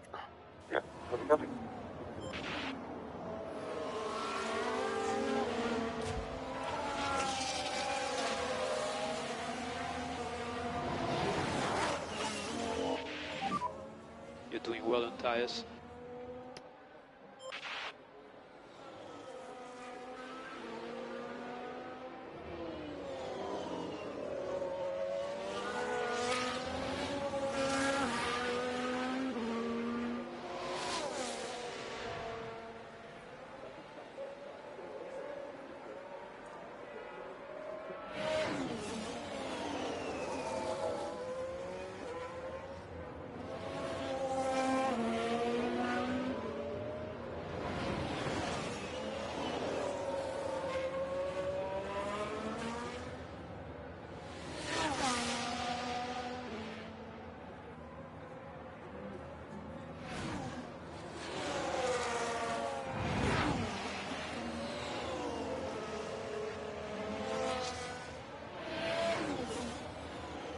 Right.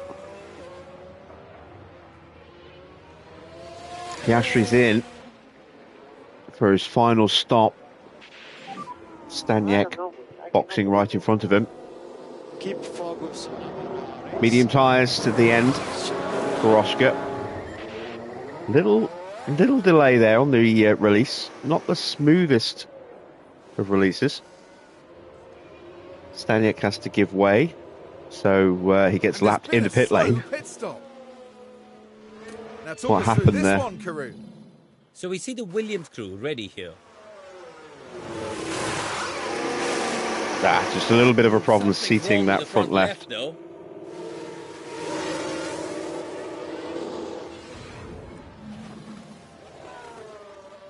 Right. Piastri boxes, comes out, and he's still in the lead. Oh, boy. Joe has caught the back of Porsche. Porsche gets a little bit of a respite there.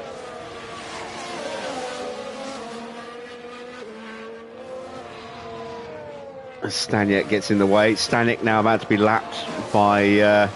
no, sorry, not lapped. You know, fighting for position with Gasly at the back of the grid. So Joe's going to have to work hard to close back up again. Porsche needs to box very soon.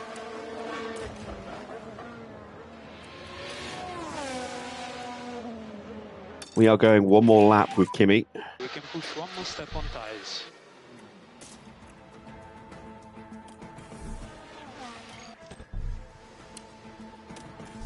Here we go. Box, box. Copy, box now.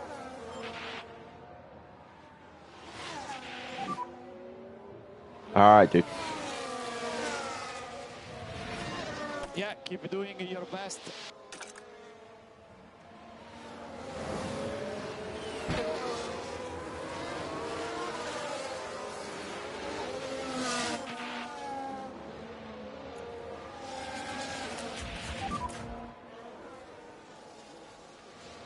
Final stop for Teo Porsche, and they are hard tyres.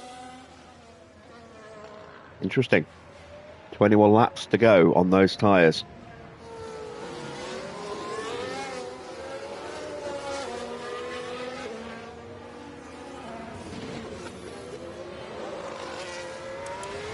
Joe needs to stop again. So do we. We're almost certainly both coming in at the end of this lap. We push flat out on tyres. Copy. Charge on. Copy. Try to do your best with the lift off at the moment. I can't believe we haven't had a VSC of some kind. To do lift off. Yeah. When he gets past Yuki, back up into 8th place, but needs to stop in the next few laps. Pit. Joe has carried on for another lap, so we might even get a bit of an undercut here on Joe, or at least close the gap up.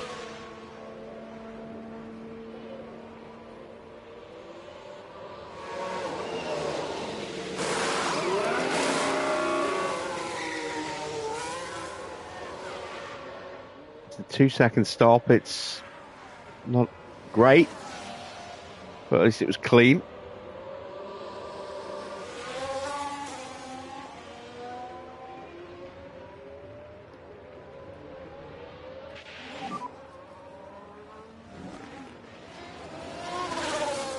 Ocon in front. All right. Verstappen behind. We'll go one more lap with Mini. 20 laps to go.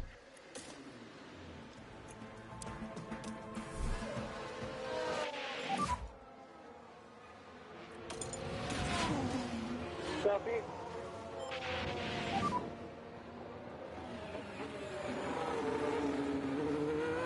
Do your best.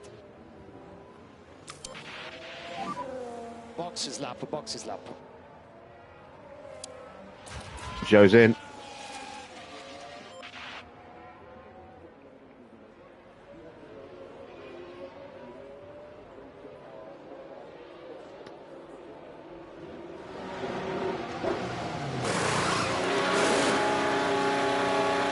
Oh, of all the times for a delay, that is not when you wanted it. We have a real chance of getting him into turn 1 here. And charge on. Charge And we do. on. There is Joe behind us. Joe's also on a brand new set of softs. New fastest lap has been set by Charles Leclerc at 1:15.2. That's our target time.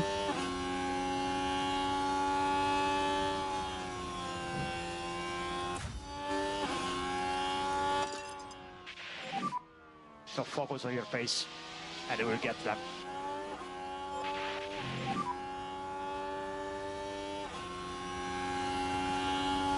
Keep focus on your race now.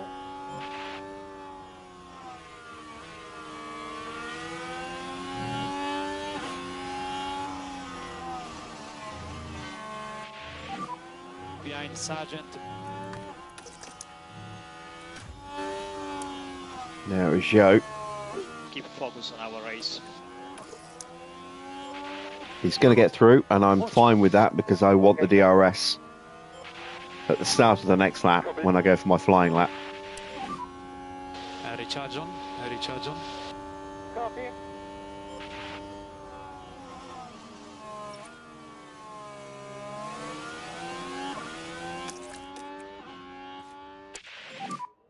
Charge on, charge on. All right, Mini's final stop. Let it be a good one, please.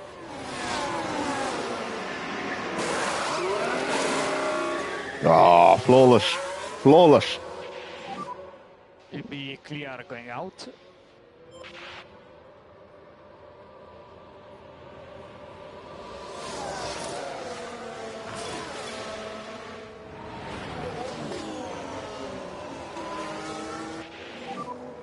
At the moment we have P15.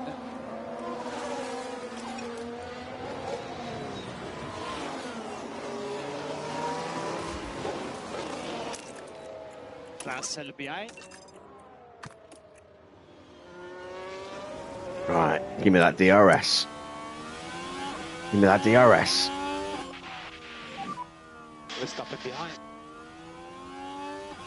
Verstappen's going to stay behind. He's still long. Joe sets the fastest lap. A 1:14.7.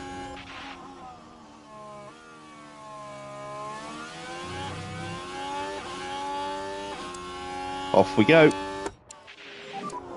Yes, let's go. Good job. Ocon is in front. 1.8 is the fastest you can go. It then ticks to 1.799. It's the absolute best time you can possibly get. But we're not the only ones doing that. There's quite a few teams that can do that now. You know, Cadillac and Red Bull have regularly hit those times as well this season. But we got there first. That's why we walked this pit stop competition this year.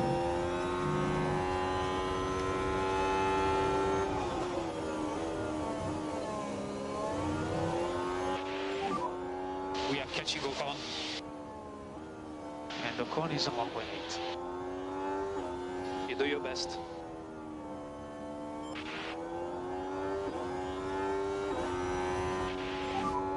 Fastest lap. A 112.8. That should be safe. Back off, back off, back off. Copy. Lift now. Charge on it. Out of the way, Iwasa. There we go. Lawson's into the pits. We'll get out in front of him, so that's going to bump Mini up into 13th place. Let's give him a flying lap now. Try to minimize the gap with the car in front now. I doubt he'll be able to beat Antonelli's time, but we can at least give him a quick lap. It will help. 15 laps to go, because Oscar has just crossed the line. It's 16 laps for Mini.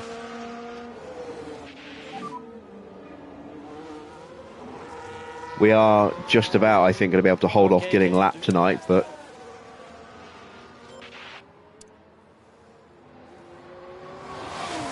definitely wasn't clear cut that we'd be able to do that.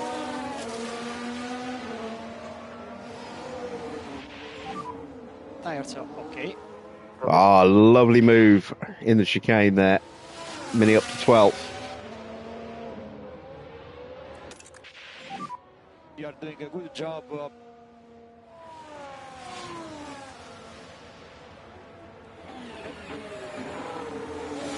Tony's stream. Do you mean tonight's stream? Yeah, tonight's stream, yeah. Am I going to stick with the same drivers next season? We're not going to be here next season, remember? This is it. This is the final race ever on the PS5. We're moving to the start a brand new series from day one on the PC on Monday.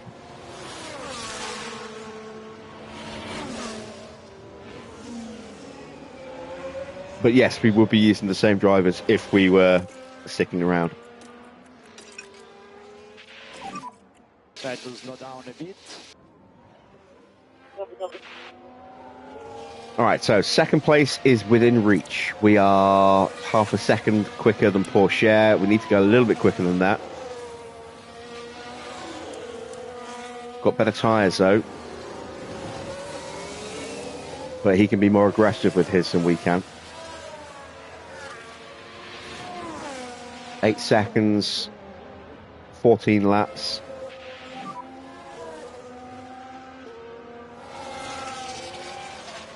No problem, no problem. It'll be tough, but we can do it. Okay. Mini going to get 11th place against Hajar. Does anyone in front need to stop? Yeah, Hajar. Sonoda and Fuji also need to stop. So we're going to get points with Mini. It's now a question of how many points we're going to get.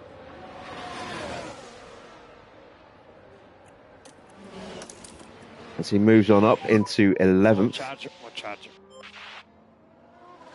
We're in a net P9 right now. Good job. They want P11.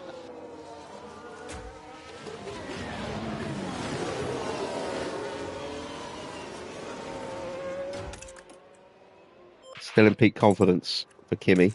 That's excellent. Took him a while to get there, but once he got there, he's been there pretty consistently. Same management as before was good. Same management. 1:15.8. We only took 2/10 out of Porsche last lap.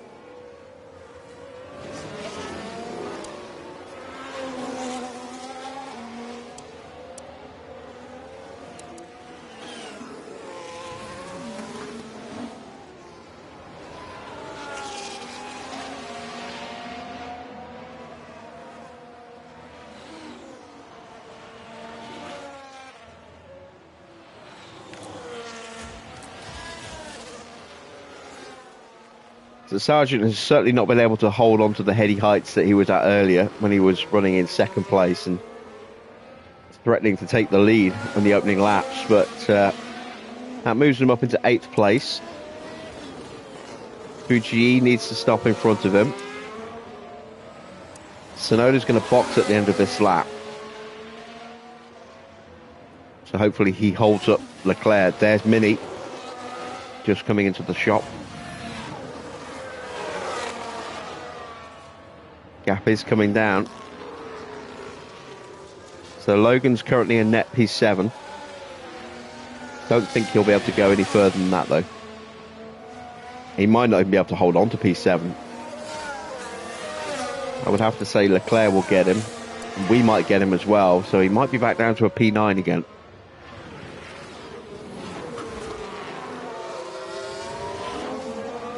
We've taken a second out of Charles Leclerc and change as well on this lap. Second and a half, maybe even nearly 2 seconds. He will get through. Sonoda hasn't stopped. Don't tell me he's going to try and go to the end. I think he might try and go to the end.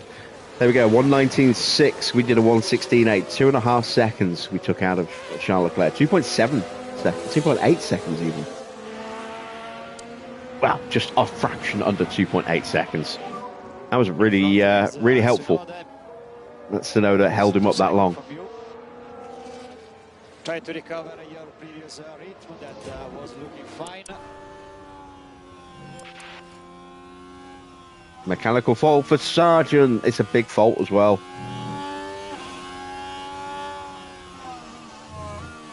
We're not closing in on Teo. I wanted a podium for Kimi tonight, and we've achieved that so far. Joe doesn't appear to be catching us, but we are not catching Porsche, unfortunately. Mini gets the overtake to top that confidence all the way back up again, just before Tsunoda potentially stops. You are doing a good job there. He does, yep, there he goes into the pits. But it's for a brand new set of soft tyres. Tsunoda pit just now.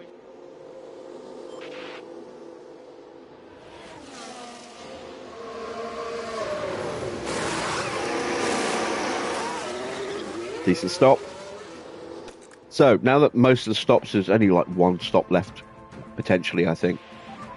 Let's take a look at the pit stop times. Slowest stop time is 1.94. So it's going to be another season of no points for McLaren. They have set a new personal best time, though, 2.13. There's a new personal best time for McLaren this season. They have been moving in the right direction this season, but it's taken them a while. They should be a bit more competitive next season, but they won't be challenging for the competition, assuming that we would carry on. But they would, I would imagine, at least get a couple of points at some point. Don't think they'd have to go too far into the season.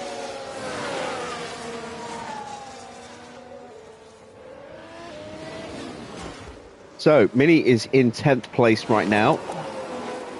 Fuji still needs to stop, so we're in a net P9. We're right there with Logan Sargent, who's, I'm guessing that's battery, given how much he's slowed right down. Oh no, it's engine. It's engine. This gearbox is not looking great either, and through goes Mini.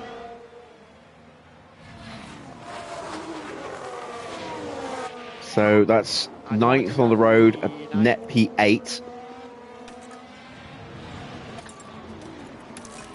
Sargent behind. Try and close the gap to Teo a little bit if I can. Still like to try and get second.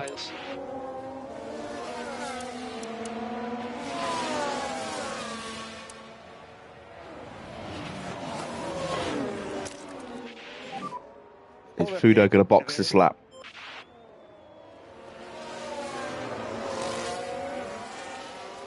Yes, he is.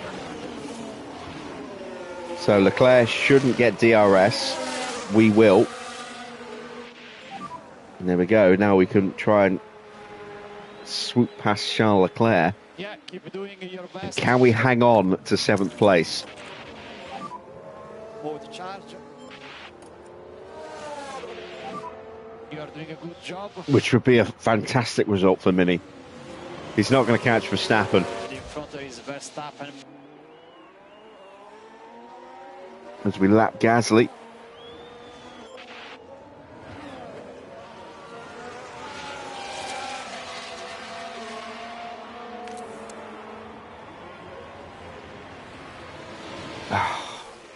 Started to push to try and up our pace a little bit. And I didn't even put us into deploy, it's put us into neutral. Damn it. All we did was take half a second out of Teo. Took 1.7 seconds out of Oscar.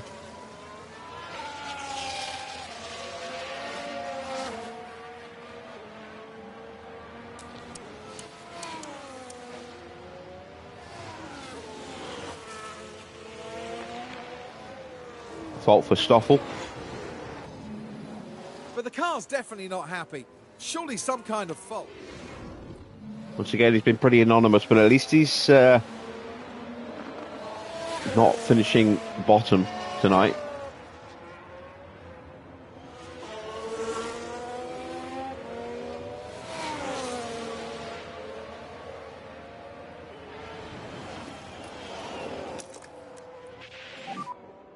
Still need to save some fuel. Copy. That last little bit.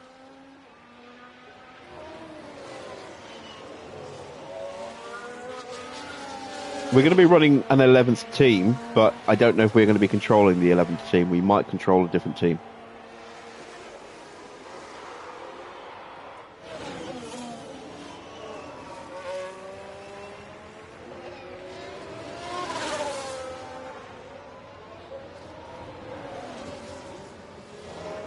because you can't add an 11th team in once you get started. So we have to put one in at the very beginning. I'm just trying to figure out what team that's going to be. I've got some options. And whether or not we're going to control them or not.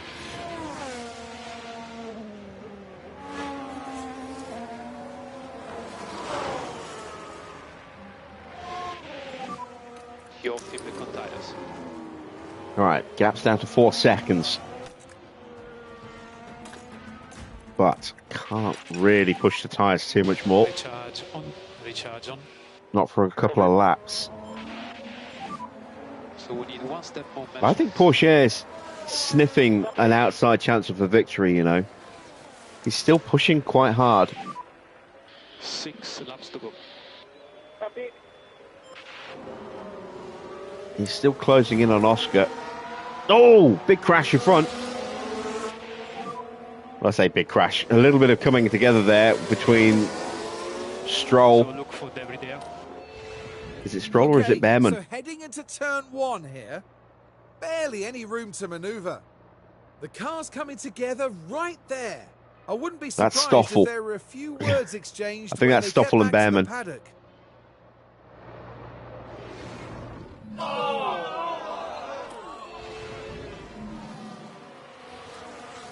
Yeah, Stoffel and Behrman. That'll be a penalty for Stoffel, I would imagine. If they're going to dish out a penalty, it might just go down as a racing incident.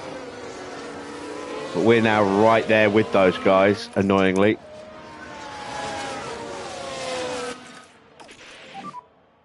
Recharge on, recharge No penalty, on. it's a racing incident. We need to stop protecting the rear. Copy. Right, we lap Ollie.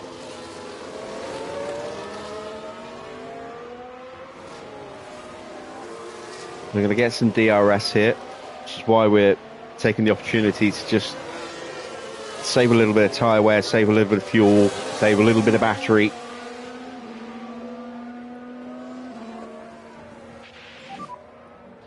Behrman gets a slipstream on us and rockets past Stoffel. That worked out nicely for him. Staniek pulls out of the way and Behrman follows us through. We are certainly benefiting Behrman here. He couldn't pull the same trick on George, but he's got right there. Recharge on, recharge on. Copy. We are still holding off Charles Leclerc, which is nice. Some tyres to spare. Just want to try and make sure we don't lose 7th place at the end of the race. So we do need to put a bit of battery into the car.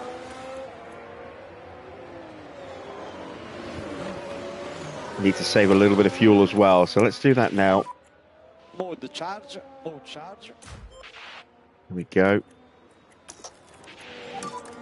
I don't know. I cannot believe it. Keep focus on our race. The sergeant Gap to Porsche has gone back up to 6 seconds.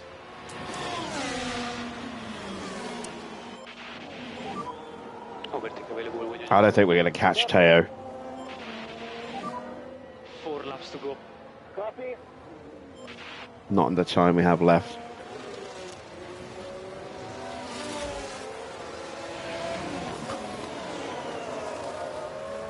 Evening, Overcomer. You've left it late.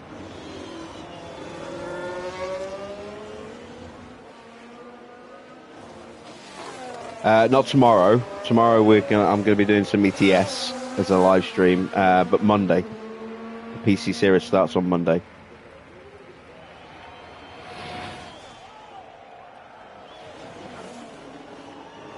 I still have a couple of tests I need to run and make decisions on teams and stuff.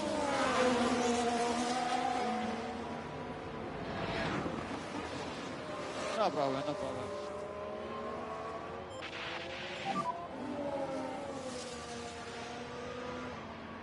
Yeah, copy. No DRS available, no DRS available. Copy.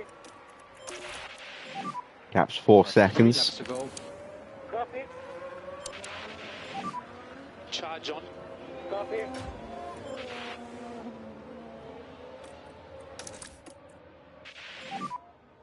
Mode charge. Mode charge. Copy.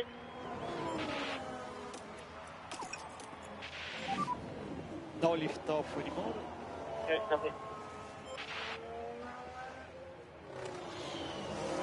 Well, you say that, but the F3 season's only like 8 races, I think. Really short race. Really short season.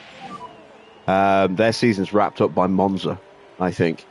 The F2 season has big gaps between races, and I mean really big gaps. I think after Monza, I think the next time they go racing is Abu Dhabi at the end of the season. It's like a big 3-month gap before the final round of the season. Good level of management on tires. 2 laps to go. 2 laps to go. We'll check the calendars in a second when we're done.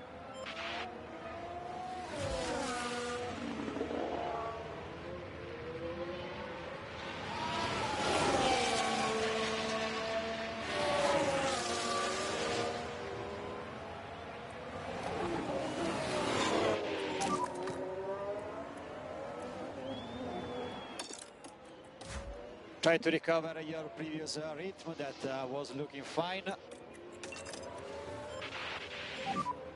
Mode attack. Mode attack.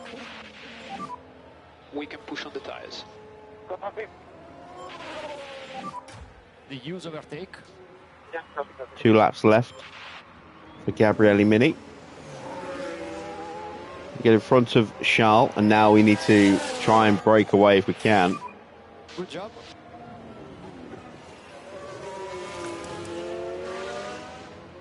He doesn't really have the tyre life to stay with us. So it's down to whether he's got enough battery left to stay with us, and it looks as though he doesn't. Copy.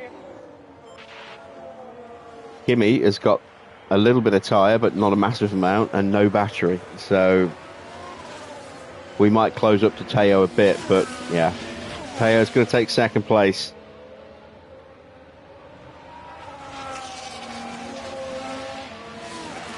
We will have achieved the target of getting a podium for Kimi.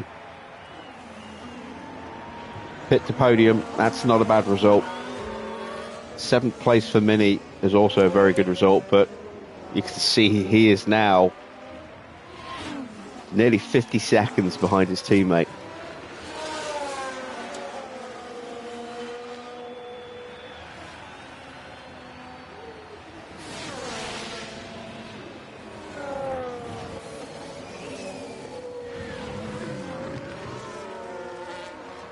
Onto the final lap for Mini now. Here comes Antonelli. Piastri's won the race. There's Pourchaire disappearing around the final turn. Piastri has done it. He's got the win. And first place goes to Piastri. Inman Comet. And that's what happens when you drive with such skill and passion. They barely put a foot wrong.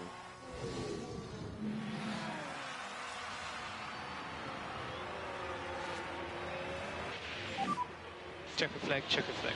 It is 3rd place for Kimi. P3. 21st to 3rd. That's pretty good. I think would be more on point, but yeah, feels better to be honest. Mini is able to hold off Charles Leclerc, 22nd to 7th. That's not bad. Stop FIA bridge. P1. Wait for the message. And P0, remember P0. We have a yellow flag. Is that someone running out of fuel? Or, yep. No overtake. Fuji's run out of fuel. Is DNF for him.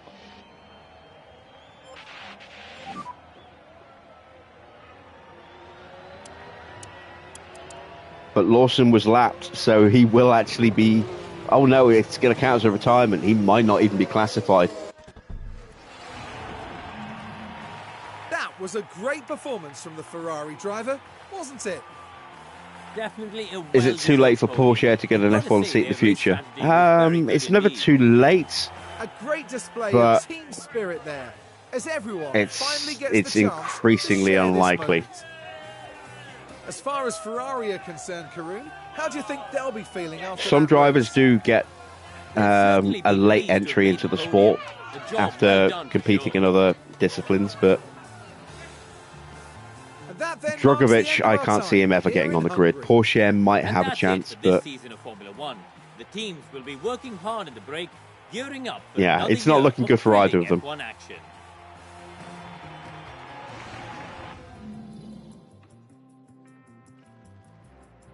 So then, confirmation of the final ever result on the PS5. Oscar does get the win. Porsche takes second. It's third place for Kimi Antonelli with the fastest lap as well. Then Max is in P5 behind Zhou. Zhou had a good race as well, up 10 places. Sixth place, Esteban Ocon. Seventh place, Gabriele Mini. Eighth place for Charles Leclerc, starting from the back after the penalty. He climbed 10 places himself. Fudo does still get 2 points, classified in ninth despite the DNF as he ran out of fuel, as he was the last car on the lead lap. Lawson gets the final point of the season ahead of Logan Sargent, Enzo Fittipaldi, Yuki Tsunoda, Isaac Hadjar, Ollie Behrman, George Russell, Stoffel Van Dorn, Pierre Gasly, Roman Stanyek, Lance Stroll, Alex Albon, and Ayumu Iwasa. So, the overall final standings in the Drivers' Championship, 530 points, and first place for Kimi Antonelli. 14 wins, 22 podiums, 3 sprint wins, 14 fastest laps. He has been mighty this season. And were it not for a couple of pit lane starts, he could easily have had more wins than that.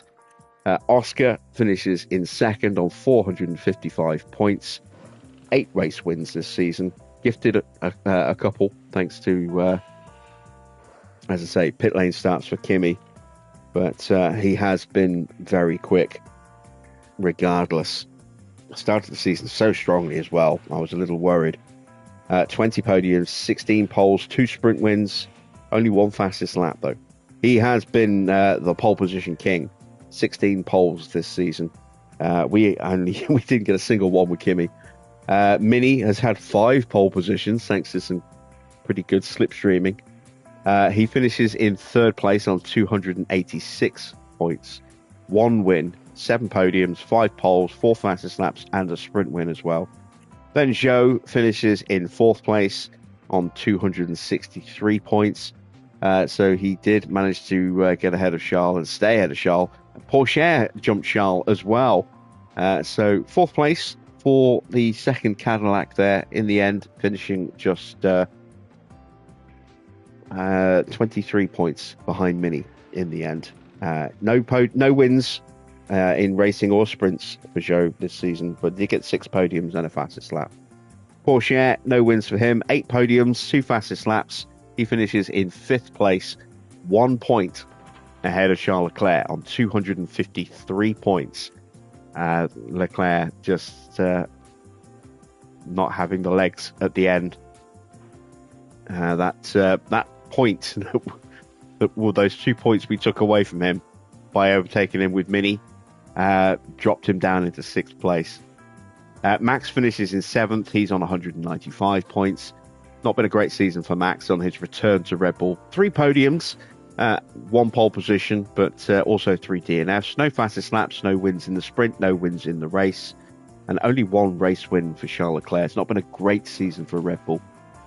Yuki finishes in 8th for Williams. That's not a bad result for them, but his form was all strong in the first half of the season. Second half of the season, it's not been great for Yuki Tsunoda. The Williams just fell away as the season progressed. Alpine have 9th place thanks to Esteban Ocon. 73 points, picked up another 8 points today. His end of season form has been pretty good. Logan Sargent finishes in 10th, 61 points. Then it's Gasly on 49. Fudo Fuji finishes on 41 points, picking up another couple for Sauber there. 36 points for George. Not been a great season for Aston at all this year. Ollie Behrman finishes on 36 points as well. He ties George, but George has the higher finishing position, which is why he's ahead on countback. Then it's Liam Lawson with 16 points, 14 points for Isaac Kajan, 16th. Alex Albon finished with 9 points, 5 points for Fittipaldi, 2 points for Staniek, 2 points for Stroll in 20th. Iwasa went through the whole season without any points, and Stoffel also 0 points, remains bottom of the table. In the constructor standings, 816 points for Ferrari, 718 points for Cadillac. There you see we took 15 wins out of 24 races this season. That's pretty damn good. 8 wins for Cadillac, all for Oscar. Red Bull, just that one win. They finish in third on 447 points. McLaren in fourth, 8 podiums. Most of those for Teo, if not all of them for Teo. 302 points for McLaren. Williams hang on for 5th place. 87 points for them. Mercedes 6th, just finishing ahead of Alpine. 75 points to 73 points for the French outfit there. Then it's Aston with 45 points. Sauber with 41. RB finished with 38. Haas bottom with 21.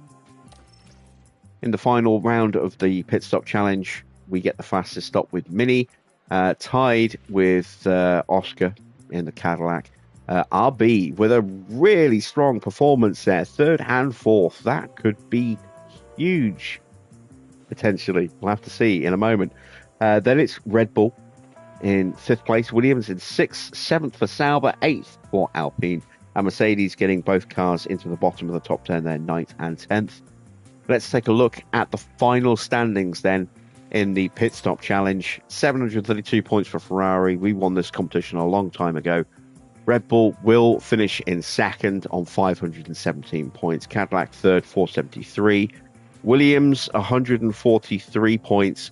RB jump ahead of Aston by 4 points. They didn't quite have enough to get past Williams as well. Had Williams not scored those points tonight, they would have been overtaken as well. So a really good final race effort from RB there. It only gained them 1 position, not 2, but that's still 5th place. That's still an additional bit of extra money out of DHL at the end of the year for moving up that extra place. Alpine, 86 points. They're in 7th place. Mercedes, 75 points, just 2 points ahead of Sauber in the end. Sauber did close the gap, but those last 2 bits of points there for Mercedes, just about keeping them alive. They picked up 3 points tonight. If they hadn't got those points, Sauber would have jumped them. Very, very close. Haas finish in 10th with 53 points, and for the 2nd season in a row, McLaren finished bottom with 0 points. There you see a summary of the stops. Okay, first stops are 1.9 for Antonelli, a 1.85 for Mini. Second stop for Antonelli was a little bit worse, a 2.0, but a dynamite stop there. Fastest stop of the race for Gabriele Mini on lap 52. Both drivers achieved their sponsor targets, no contract bonuses to be paid. Once again, we add 2.375 mil to the bank, and let's head back to HQ for the final time.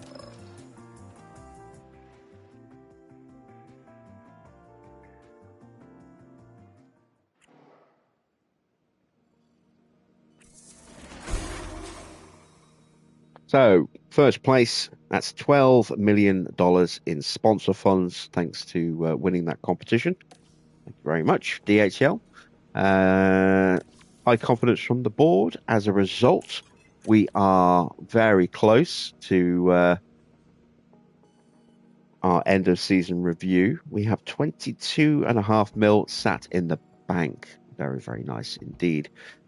So the season is at a close. Champions have been crowned. Starting with the Drivers' Championship, we saw Gabriele Mini come in 3rd. Oscar Piastri takes 2nd place. But the Formula 1 2029 World Drivers' Champion is Andrea Kimi Antonelli with 530 points. Phil's aiming to hold the trophy for another year, said the reigning champion. That is back-to-back championships for Kimi Antonelli, two-time world champion now. It's always an emotional roller coaster, but to end it here, it's indescribable. Ferrari wins the constructors' standings. Red Bull took third, Cadillac second, but with 816 points, Ferrari have taken home the trophy. Jim had this to say: "We had a goal, we fought tooth and nail for it, and we achieved it. I'm so incredibly proud of everyone at Ferrari and the work they put in. The aim is now to defend this title in the years to come." Well, maybe. If we were here, it would be. But to be honest, if we were staying around, we wouldn't be staying at Ferrari. We'd probably go to Mercedes and try and resurrect Mercedes. Yeah, there we see another little summary of what we've already looked at. The F3 Championship results. Nikita Bedrin won the F3 Championship with 218 points. Abby Pulling finished second with 197. Lawrence Van Herpel finished in third with 168. Ahead of Chloe Murdoch. Noel Leon. Sammy finished in sixth. Maxwell seventh. Charlie in eighth. Do we have anyone in this? No, we didn't have anyone in the competition this year, I don't think.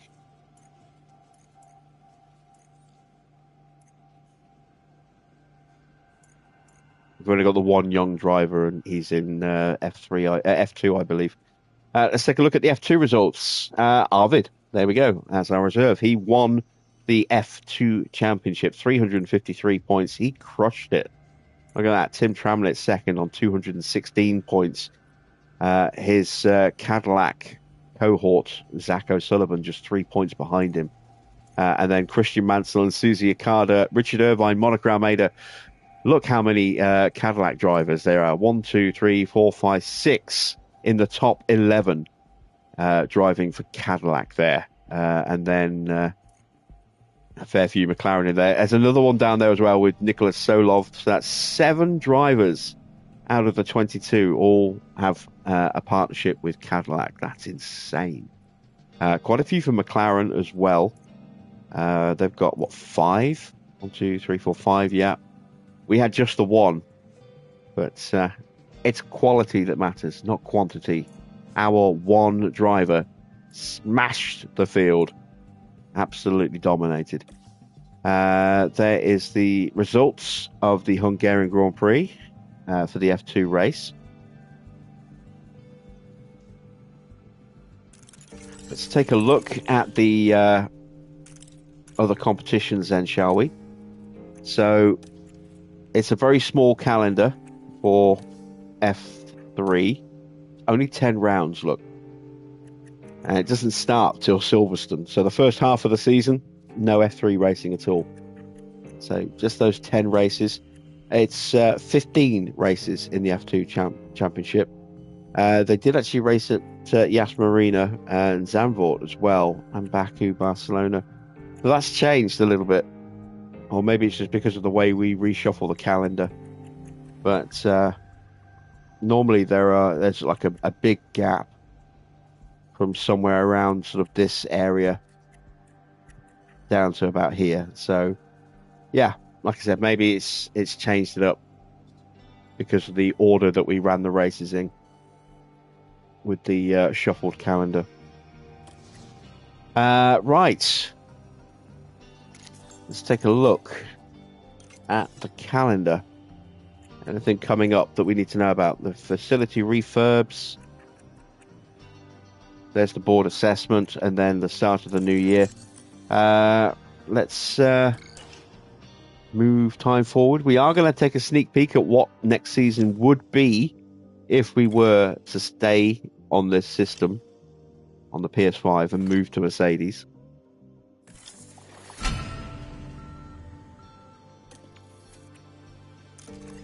We're leaving Ferrari with a car that has no research going into next season, but with their facilities in strong shape.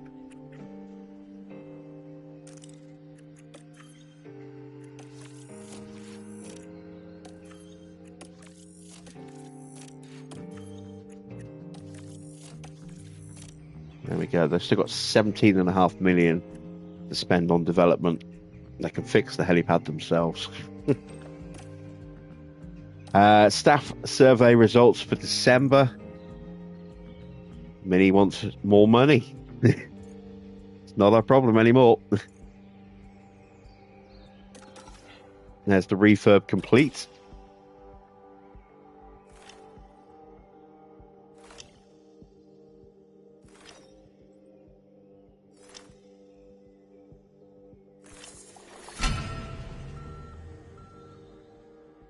As the CFD sim complete on its refurb.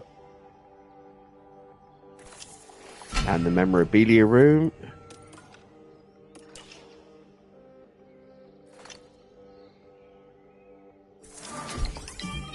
Matthias Spinney's rating goes up to a 92 overall. Benisi goes up to a 95 overall.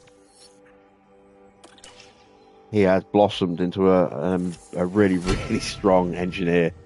Tour Center refurb is done.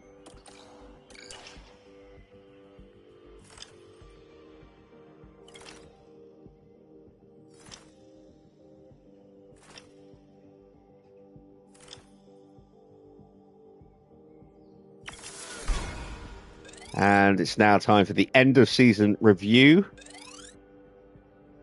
So that's 3.2 mil from our sponsors there, and another 800k for the Head of Aero Fuel advert, which I'm pretty sure was supposed to be about 2.5 mil. That was a bit of a bug then. The race day package means that the title sponsor was satisfied. Easily achieved the money that we were going to get, plus a lot of bonuses on top as well, as you can see. Let's scroll through. Let's go with a full reshuffle once again. Why not? Drivers' Championship results. Kimi has won the title. Minis comes third. Team finishes first. Team ratings only 4 stars. Find that a little strange. Achieved the season objective and the long-term objective as well in its first season. Team principal rating stays at 1,000. We've improved the rating of the team points-wise. You can see the constructors' rating goes up by another 100 points. The driver's rating goes up from 56 to 141. The heritage goes up by another 5 points, and the team rating goes up from 795 to 985. Wow. Or give out an extra 1.5 mil because they are so happy.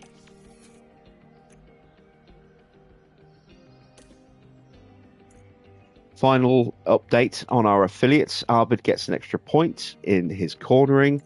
We actually see a little bit of a recovery from Gio there. Gets a point back in overtaking. Mick drops a bit more. Main drivers. A point in smoothness at the very end for Mini there. Another point in adaptability for Kimi. Regulation changes for next season. You can see the number of gearboxes, ERSs, and engines goes up by 1 across the board. It's big hits to the wing aero. Low speed downforce will be hit at 30%.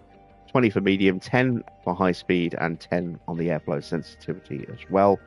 We are going to create a save because before we go to Mercedes and actually take a look at the Mercedes team as to what we would be taking over were we staying on the system, what I do want to do is head back to Cadillac and just see what condition the team is in after 2 seasons away.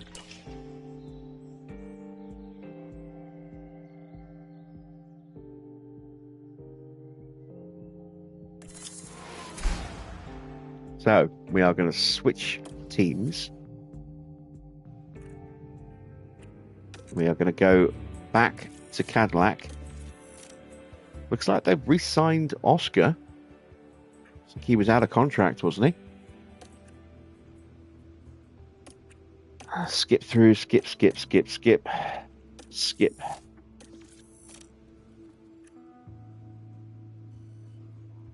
So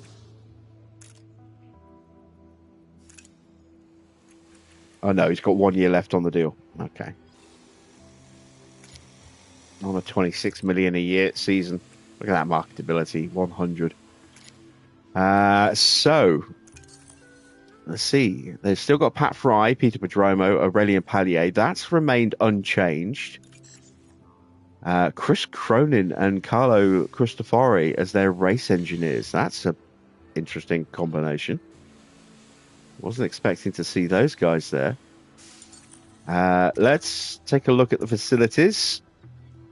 They're not in that bad shape, all things considered.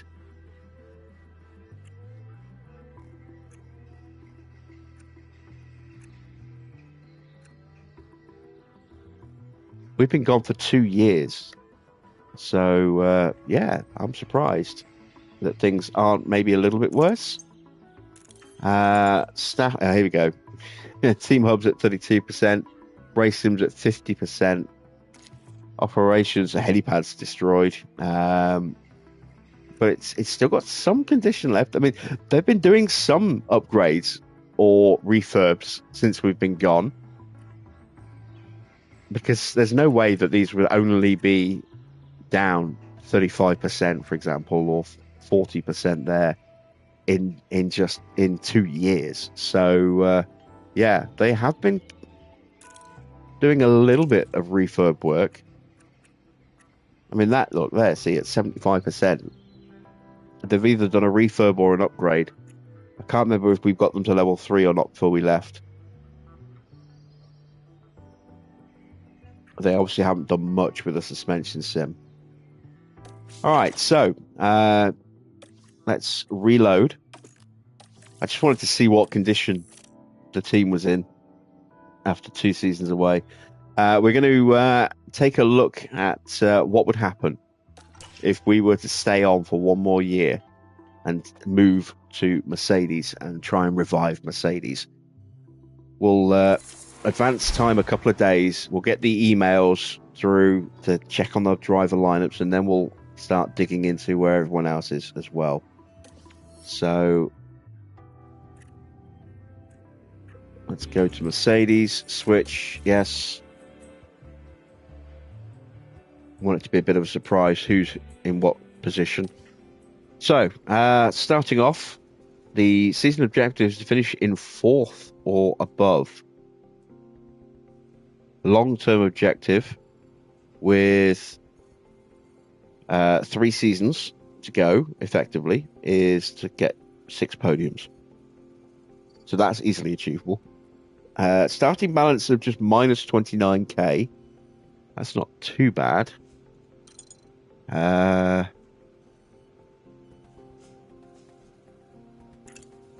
see how much research they did. Just the 1, it would seem, on the chassis. Front wing, yeah, that's going to take a big hit. Rear wing, it's going to take a big hit. Side pods, they've just done like the 1 project there, it would seem. Underfloor, again, just 1. Suspension, again, I think just the 1. Finances, so they finished, where did they finish last year? Was it 6th or 7th? So they would have got 57 or 62 mil. Okay.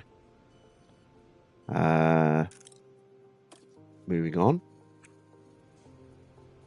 Can't change the engines because it's Mercedes. They have to run Mercedes engines. Qatar is the opening Grand Prix of the season. Okay. So Iwasa, having been released by, or not renewed by Sauber, did sign. I'd forgotten that he'd signed to go to Mercedes. Logan Sargent is still there. So I wonder where Isaac Kajara's ended up. If anywhere, he might not even be on the grid. Let's jump into the emails. They've got Enrico Balbo as the head of Aero. Ooh. All right, so let's see. Andrea De Zordo is the technical chief. Ron Meadows, sporting director. Mark Slade and Gary Gannon are the race engineers. I always like to see good thematic pairings Like Gary Gannon, an American engineer with an American driver, just makes sense. Nice and thematic. Let's take a look at the car. It's not great, but it's not horrible. Let's take a look at the staff. Well, let's take a look at the drivers first of all. 77, and that's a slightly boosted stat as well. 77 overall. That's his stats, but they're slightly boosted. That's Logan's stats. Logan's stats aren't great, but they're not horrible. But yeah, we would look to replace these guys. Unfortunately, they're both locked up for the next 3 years, so that's 40 million to buy the pair of them out. So that would be a season where we'd have to run those two. At least one season. Let's see who they've got in the affiliate pool. Sebastian Dupuy. 56 overall. Luis Guzman. 61. Kashmir Stuka's still there. Pato O'Ward. He's down to 67. How old is Pato now? 30. Tina Hausman. Maya Verg. Couple of let's see, Maya I think used to be a Ferrari driver. Tina used to be Aston.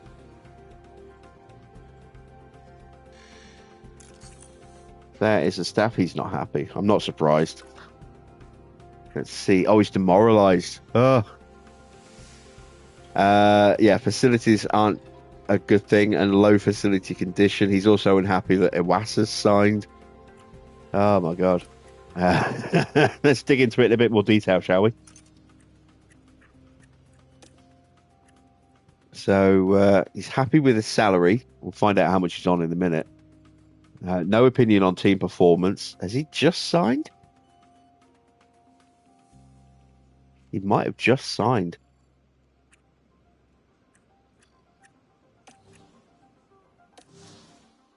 Uh, 2 year on the contract. Let's see. So he's got a 4-year deal. He's got 2 years left. So he's been in for a little while. Balbo has just signed. Look at that salary. Oh, 5.3 mil. No wonder he's happy with his salary. That is a lot. What does the AI spend money on? Overinflated contracts. He's good, but he's not worth 5.3 mil. Ron Meadows is still there.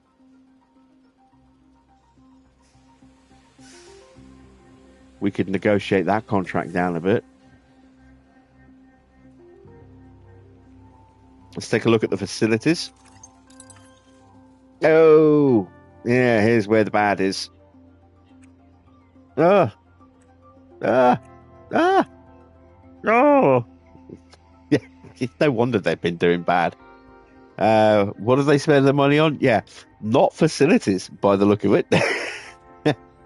61% is at level 3. That's the point. What the levels? 3, 4, 2, 2, 2, 3. Oh dear, oh dear. Level 2 on the scouting, level 3 on the race sim, and it's in really, really bad shape. Level 3 on the team hub.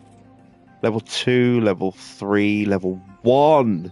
What? They got the tour center up and running. Kept that alive, and the memorabilia rooms they've kept alive, but oh my god. Ah, dear, oh dear, oh dear.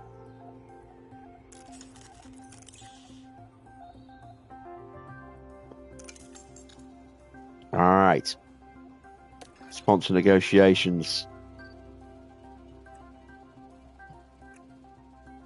Needs to be a big upfront package.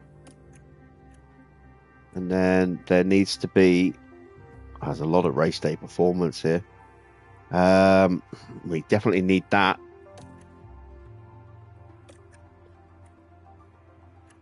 That's worth 3 mil.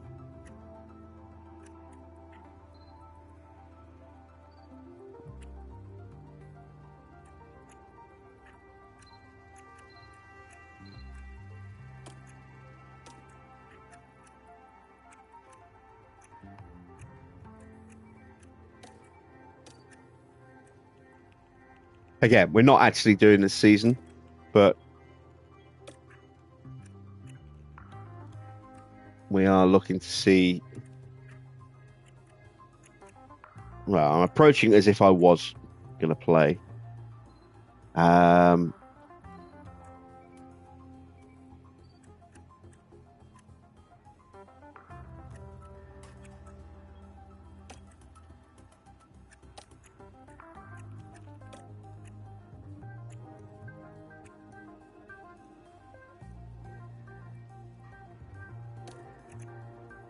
There we go.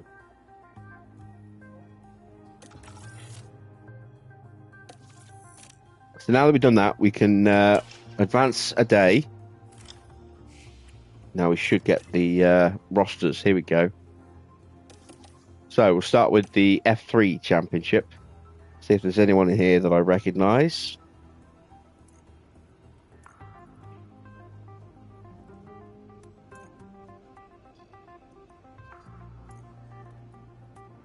Tuca. Tommy's still in F3. Wow.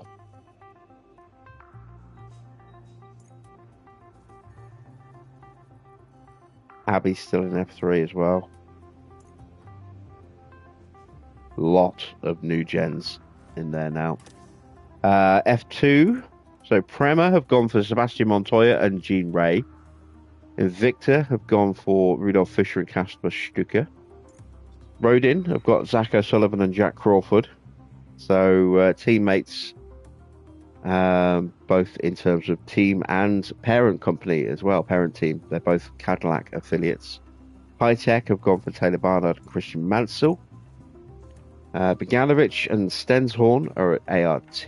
Chloe Murdoch and Patricia Giroux make an all-female lineup at MP Motorsport.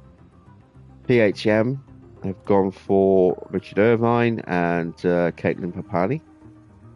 Hiromi Enju and Callum Voisin are at Dams. Campos have Aramias Nui and Nicholas Solob.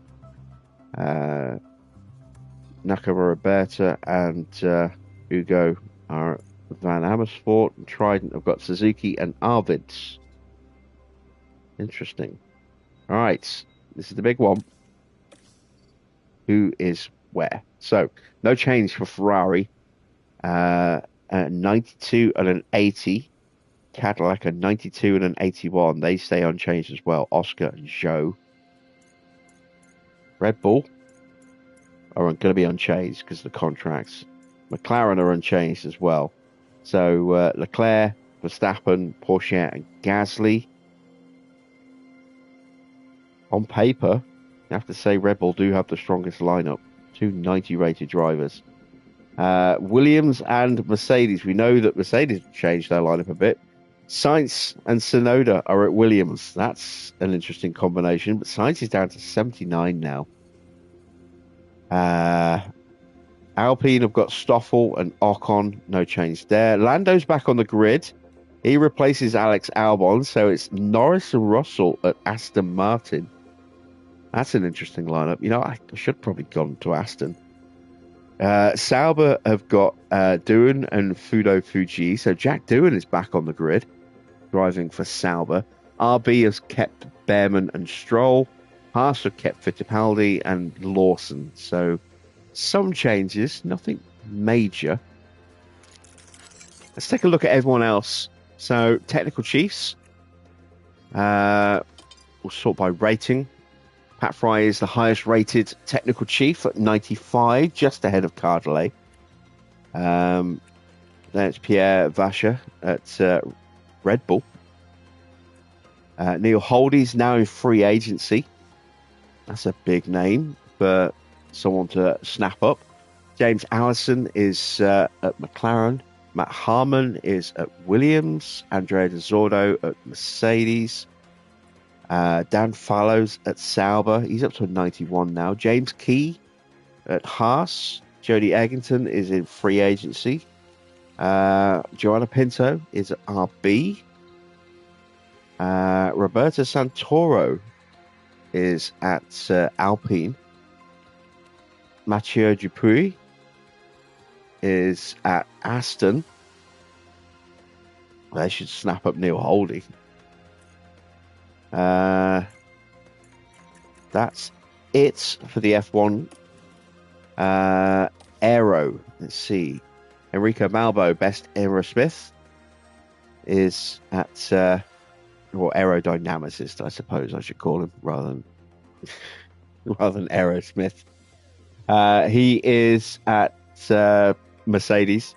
Peter Pedromo, second best, is still at Cadillac. We signed him in I think midway through season 1, I think. Diego Tondi still at Ferrari, rated 3rd overall. Alessandro Cinelli is up to 4th overall at Sauber. Wow. Didn't see that coming. Guru Joel at Red Bull. Ian Gregg is at RB. Jared Murphy is at McLaren. David Paganelli is at Aston. Adam Kenny's gone into free agency. Dirk de Beer is at Williams. Take it easy, Mike. Ivan Palmer at Alpine.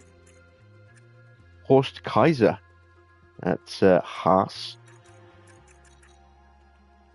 So it's not a stellar lineup so far for, well, I mean, it's not bad with Paganelli at Aston, but they certainly don't have a great technical chief. Let's check out the engineers. Benisi, top-rated engineer on the grid right now at Ferrari. Dudley's in free agency. Bono is at Williams. GP is at RB. Tom Stallard's in free agency. Adami is at Red Bull. Josh Peckett's in free agency. Hugh Bird's at McLaren. Chris Cronin's gone to Cadillac. We know about that. Matthias Spinney at Ferrari. Yeah, Hamlin still at RB. Wow. Will Joseph at Red Bull. Mark Slade at Mercedes. Javier's back. He's at Alpine. Pedro Matos at Williams. Alex, he's at 90 rated, and he's only 37 years old. Alex Chan, 39 years old, is a 90 rating. John Howard at McLaren. Gary Gannon at Mercedes. We know about that. Paul Rivera is in free agency, as is Stuart King. Carlo Cristofori at Cadillac. That was to be a bit of a surprise, especially considering some of the names that are available. James Irwin at Aston, and he's there for another 4 years. Alan Cale is at Sauber.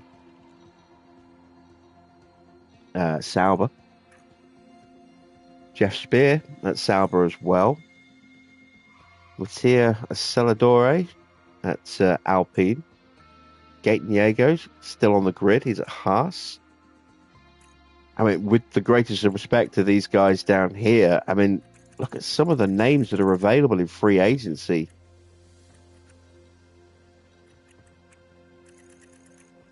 That they could have picked up, which would be a significant improvement on who they've got right now. Yep, that's it for the engineers. Sporting directors then. Wheatley is in free agency.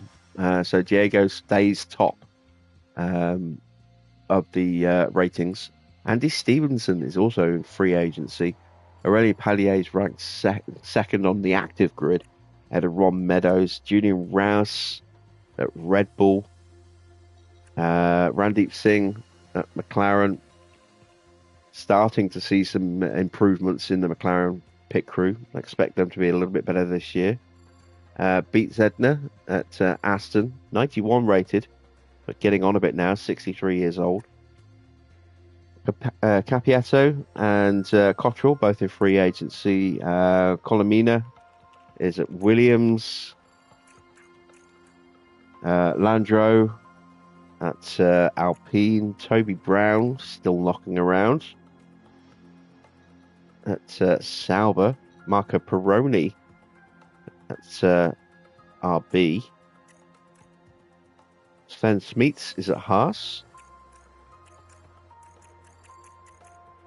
And again, there's a few names in free agency that, you know, you would think might have deserved a better chance of getting on the grid. I think that's everything that we needed to take a look at. I think. Let's just take a look at car performance. Now, I know that we kind of shafted Ferrari a little bit by not doing any research at all. Let's see how bad they've fallen. Oh, look at that downforce. It's the worst on the grid. It is the worst on the grid. Yeah, we absolutely shafted them in that respect by doing zero research in our final season there. But they've got the facilities to turn that around. They've got the staff to turn it around. They've got the money to turn that around. So Ferrari will start off struggling a little bit. But, I mean, let's see. Who's the best?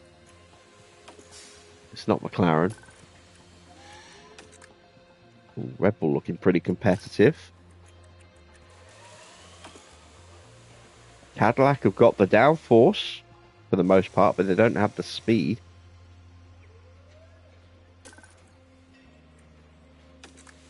Aston's car is not good. Oh, look at Sauber in the downforce. Woo.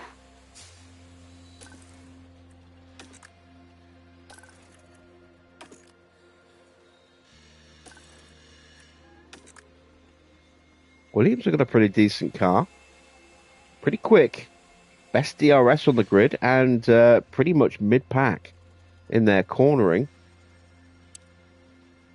And they're not a million miles away compared to Red Bull.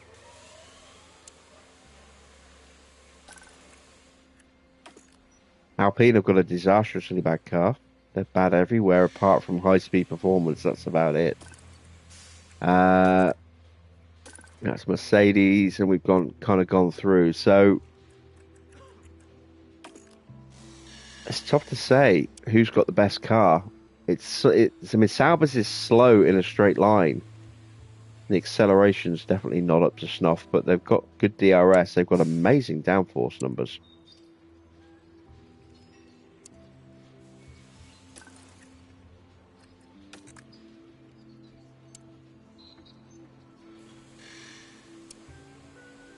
I think on balance, Red Bull have got the best car this year. They've got a speed advantage. They've got a big acceleration advantage. They've got a tiny, tiny advantage in the low speed. And they're down a little bit in the medium and the high speed. But, I mean, they're not that far away. I think Red Bull have got the strongest car. Will I ever continue with this series, or is it the end? It's the end. We'd say we've done 7.5 seasons of racing on the PS5. We did half a season with Ferrari before we scrapped it. We did a full season with Cadillac. With Goodwood Racing before we started this as well.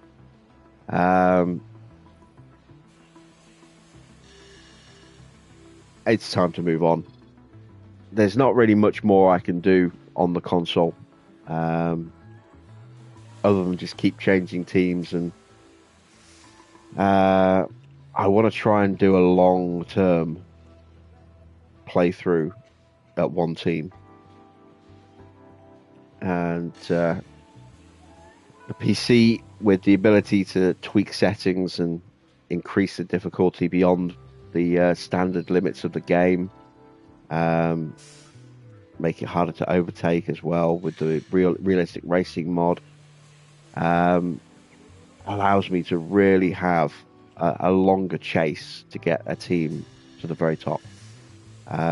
So that's where I'm leaning, is starting with a really, really poor team and trying to push them up. So we'll see how we do. But yeah, moving over to the PC version from Monday. And that is it. Oh, we need to check the calendar, just out of curiosity. So it's Losail as the opening round. Then it's a sprint at Imola. Oh, we've seen that before. That didn't go well. That was like season 1 of the sprints, wasn't it? Imola, I think. But that's round 2. Bahrain, round 3, that's a sprint. Belgium, round 4. Silverstone, round 5, that's a sprint. Brazil, round 6. This calendar's all over the place. Round 7 is Jeddah. Round 8, Baku. Round 9, Miami. Round 10, Mexico. Those two together make sense. Monza, round 11. Round 12, Vegas. Round 13, Abu Dhabi. There's let's start in the middle of the world in Italy, and then let's go all the way to the left to Las Vegas, and then let's go all the way back to the center, and then all the way to the right to go to Abu Dhabi. It's just, oh dear. Then China. Those two being close together makes sense. Barcelona. And then as a sprint at Hungary, Montreal, Austin, Singapore, Monaco with a sprint, Zandvoort with a sprint, Melbourne, Spielberg, and then the season ends at Suzuka. That's a very interesting calendar order. Which team will I choose for the PC series? I haven't decided yet. It will be a surprise. Yeah, it needs to be. It's to be determined. And I won't let you know ahead of time. So that's it for tonight. That's it in total for the PlayStation 5 version of F1 Manager 24. Say, it's 7.5 seasons worth of racing on this. Plus, we've done, a couple of live streams where we've done like challenges with race replays and things like that as well. So, I even spent one live stream building logos. So we've spent a lot of time on this game, on this version of the game. We're going to keep this game going, but on a new platform. We are moving over on Monday to the PC to run a better looking modded version of this game. Tomorrow I will be running some ETS, Euro Truck Simulator 2. Hopefully we'll be convoying up with both Farah and Wayne, but might not have Farah. So we'll have to wait and see on that one. But that will be tomorrow night's stream. Just a bit of convoying across Europe on Euro Truck. And then over the weekend, it's the Grand Prix, so I won't be doing any streaming. But every day, a new episode will go live on the Precinct on the PS5. If you haven't checked that out yet, I do recommend you do. It's a really fun game. Really, really enjoying it. New episode goes live every day at 6 o'clock until we're done with the storyline on that. And then we might do a couple more on top just to finish off some more procedural stuff. But yeah, that's a really fun game. I am going to be adding some more PlayStation 3 stuff going forward. And then, as I say, next week we start our new live stream series on the PC for F1 Manager 24. And we will also start dropping 2 or 3 times a week episodes of an ATS, American Truck Simulator playthrough. They will be like recorded episodes. So I hope you'll join me for all of that. I will be back, as I say, tomorrow with some ETS at the usual time of 8 p.m. Until then, that's it for me. Thanks for watching. I am Jim Bob. And until then, bye for now.